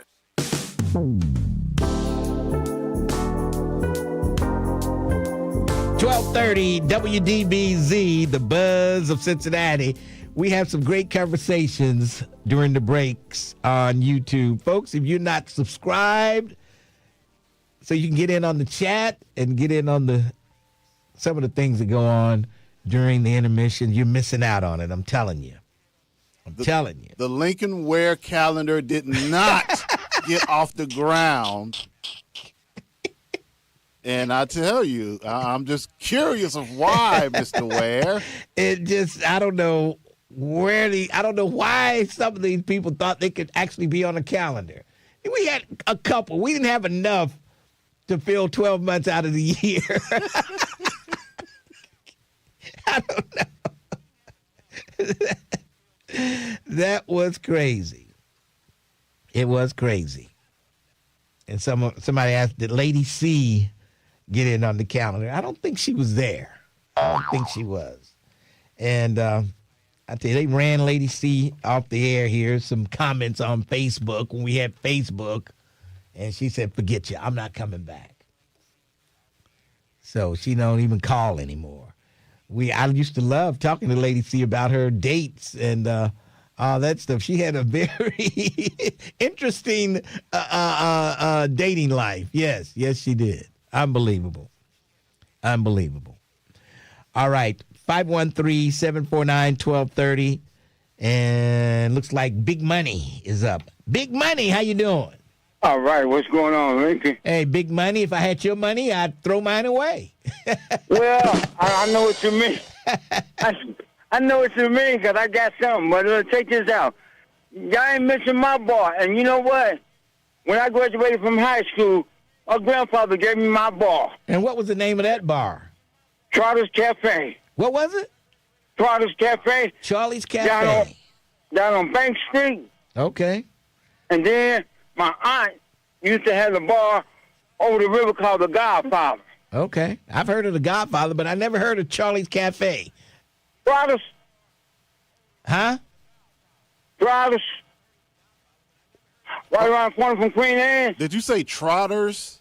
Yeah. I've heard of Trotters. Now, Trotters was, I thought, down on Main Street. Yeah, okay. I've heard of Yeah, Trotters. that was my grandfather's bar. He gave it to me when I first got out of high school. Man, now how could you run a bar? Did he help you with the bar? He just he helped me with it. Okay, till you at least turn 21. I guess. I turned 26. Okay, all right, okay. All right. And do you remember the bar? Joe's Lounge? Joe's Lounge. I don't know if I remember Joe's Lounge. Over the river, it's in Covington. Yeah, okay. Yeah. All right, Charlie, it was good talking to you. Big money. Big money, yeah. I'm sorry, big money. My name ain't no Charlie. Okay. What was the name of the Charlie ain't got the money I got. Okay. He said Trotters. It was Trotters. Yeah, but Come on, man. It was something before Trotters. Okay, but it was Trotters Cafe. Yeah, Okay. All Trotters right. Cafe. All right. All right, baby. All right. Thank you. All right, big money. Take it easy. Oh boy. Big money. And he got that bar right after he got out of high school.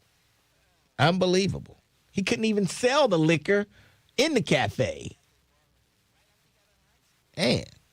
So I'm glad his uncle or father, who gave it to him? I think he said his father gave it to him. I'm glad he stayed around till he got 26.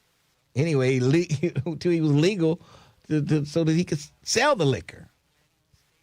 Unbelievable. All right. Let's go to Ray and then Sean. Ray, what's up? What's up, Lincoln? These guys is going deep into the ghetto to find these bars. I know it. These bars you never even heard of. I know it. You know, they're just corner bars that nobody would ever go into to have a good time. Well, somebody said, do you remember the Black Beer Lot? Is that considered a bar? Yes, I guess it is. Yeah, that's considered. But the bars you're talking about was like the Spectrums, Skippers, Brandies, not these little Jellos, these little corner bars. Little neighborhood bars. The neighborhood bars, what they call it. Yeah. Well, there's a couple things. First of all, you didn't play my record, and I know you didn't because I straight listened from 3 to 7. Let me tell you, I had that song coming up to close out the show, but as Terrence Howard would tell you, sometimes some of those songs drop off if the top of the hour comes before they come up. Will you please verify that, Terrence Howard? Yeah, so in order to basically keep our stations running on time and not over and spilling over and doing other things, there's a top of the hour legal. It fires automatically at the top of the hour, which basically is in the hour. Like it's top of the hour, 12 o'clock, 1 o'clock, 2 o'clock, top of the hour. So they have to fire. And sometimes things get lost, especially if they're at the end of the list. So, yeah, it happens. I'm cool with that. And I looked for your song. That's right. I had your song mixed up. I thought you wanted to hear Hurry Up This Way Again. That was the one that dropped off. But we don't have It's Growing. Why? I don't know. It's Growing is not in the system. Okay. Even 513 texted me like, hey, they didn't play your song. Oh, my God. I'm like, y'all actually really, I'm telling you. Hey, Lincoln, a couple things before you cut me off. First of all, that shooting at Red Bank Road, I heard when it first happened that this guy just got out of jail. Now, if this guy just got out of jail, he was targeted. Yeah. That's what I heard. Oh, the guy who they shot just got out of jail? Right, that's what that was the first. The exact same day he got shot, that way it was reported. Well, then you didn't hear about it anymore. No, you didn't. And I think Kyla Woods and the sheriff's department know more than what they're saying right now in order to catch the guy that did the shooting. Yeah. Look, you ever wonder, in this guy that I guess they arrested him, he shot 2 people inside of a bar. He didn't look like a shooter. I mean, he had long plaits. Yeah. And dreads. I mean, it's like, why would you want to take somebody's life? That's just life that you can't come back from. Right. I always wondered that. And these Arabs, you think there are more Arab business out here than black businesses? Yes. Yeah. I mean, they got the gas stations, they got the stores. Yeah. It amazes me how a lot of these Arabs got all of these gas stations. Yep. I don't know how they get them. I think it's like the United States have a contract with Arabs They walk in here. They walk in with cash money, and they get them just like that. Yeah, money talks, and what walks, Lincoln? I'm not going to say it, but you know what walks. All right. Thanks for your call. Unbelievable. He listened from, and I actually did look for his song. I had it confused with somebody wanted to hear "Hurry Up This Way Again." That's the song that dropped off because we didn't have enough time. But his song, "It's Growing," it's not in there. I thought that song was in there, like a snowball rolling down the hill. It's growing. Yeah, Temptation song. But anyway, he listened from 3 o'clock until 7 o'clock, and then they text each other. He didn't play your song. What do they have anything else to do? What do these guys do? I don't know. But I can't slip anything by them. They listen from start to finish. Unbelievable. And I thought maybe, okay, if he said, well, I didn't listen, it was a couple hours I didn't listen, then I would say, oh, yeah, I played it then. But you can't slip anything past these guys. It's unbelievable. All right, let's go to Sean. Sean, what's up? What's going on, Lincoln? Hey, Sweetback Ray sound like he ain't got no woman, man. That's what it sounds like. Yeah, he doing like he got too much time on his hands, man. He need to be caressing on the woman. He sounds like he look like he built like Roland Martin. Oh boy, unbelievable. You feel me? But anyway, hey Lincoln, yeah. You remember that book I told you about that came out? It was a movie also, the Spook that sat by the door. Yeah, I remember that. Yeah. Why y'all don't implement that no more, man? Well, what's up with you old school cats, man? Y'all supposed to have all this knowledge, but y'all do is whining and complaining these days, man. I'm kind of disappointed in y'all. Well, when you got somebody like the guy you put in office, we have a lot to complain about and whine about. Man, y'all, come on, Lincoln. Y'all been through Vietnam, watching people eat bodies because they was going off heroin. Now y'all worried about Donald Trump. Come on, man. Come on, let's be honest about the situation, Lincoln. Y'all just want to be. Is y'all liberals? I mean, that's what y'all want to be, liberals? Yes, we're liberals. I'd rather be a liberal than to be a conservative. I would rather be liberal than to be conservative. What do you mean? Most black people is conservative. What are you talking, especially in the hood? We ain't standing for too much of nothing. It might look sweet for real, but we ain't going for that. Once upon a time, we might have been conservative, but nowadays we're liberal all the way. Y'all furry. Y'all furry all the way. That's a different thing. Please. That's a whole different thing. Y'all be took liberal and turned into some furry type of Sean, I don't feel you on this one. Sean. I bet you don't, man. But the point is, man, you heard of this lady named Christy Matthews. Christy you ever heard about her? What about her? But anyway, I guess she was a Democrat, and they got her on phone call talking about the same situation I was talking about how y'all supposed to infiltrate the Republican Party and put sleeper cells and things of that nature. And you know what I mean? Things y'all should have been doing, but y'all so, glazing the Democrats so much and getting nothing out of it but crumbs. It don't make no sense. Like, when y'all going to implement something that really benefit us, man? All right, we'll look into that, Sean. I got to go. I'm out of time. LaTanya. Oh, yes. I'm glad you got to me right quick. Yeah. Do y'all remember the First Note? Yeah, I remember the First Note Cafe. First Note? Yes. And Primetime probably was a little bit way after you, but Primetime up there in Clifton, they had a lot of celebrities used to come up there. Okay. I do remember the First Note, yes. Yes. And thank you so much for playing my song. I appreciate that. Okay, what song did you ask for? What I asked for Gladys Knight. Daddy Could Swear. Yeah, Daddy Could Swear. Okay. And also, what's his name? One just called in saying that y'all went straight deep into the ghetto. Ray. But you know what? That's what people used to do. They used to bar hop. Yeah. So, it didn't matter where it was. If it was a live place to go, that's what people used to do. And also, I was wondering if you could play Flowers. By Earth, Wind, and Fire. No, by the Flowers, Emotions. Yes. Okay. All right, I'll get that. Thank you. Bye. All right. Okay. All right. They don't miss a beat, do they? And make sure you listen from 3 to 7. That's right. That's right. Because you never every know, word, every song. You never know when your song might come up. Because I'm writing hers down right now. Flowers by the one and only Emotions. Oh, yeah. And I said Earth, Wind, and Fire because they got the same type of sound, you know. They did most of their music anyway. They used to tour together. Earth, Wind, and Fire and the Emotions. Yes. All right. That's pretty much going to wrap it up for me as the real Terrence Howard is slamming down some great songs right there. Oh, I'm just loving it, Mr. Ware. I know you are. Unbelievable. All right. I'll see you tomorrow morning, 10, right here on 1230, The Buzz.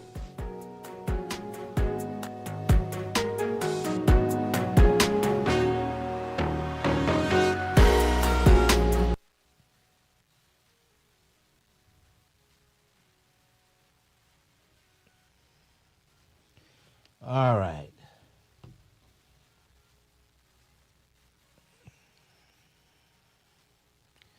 Okay. Ray is at daycare, mad as hell. Lincoln, play her song. And there will be no snacks for the kids today.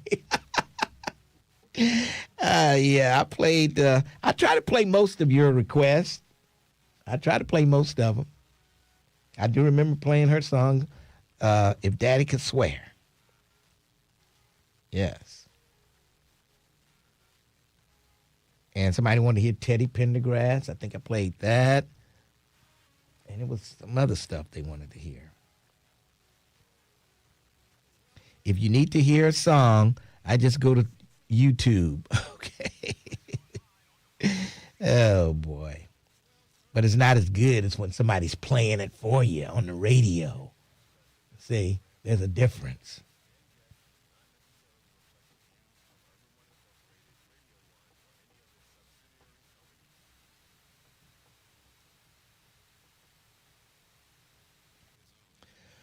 All right, folks.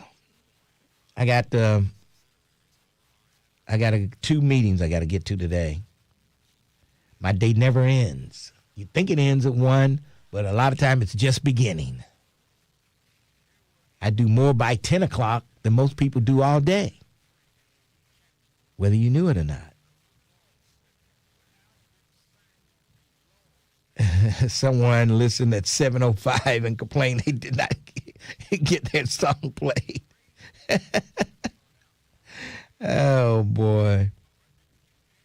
Unbelievable.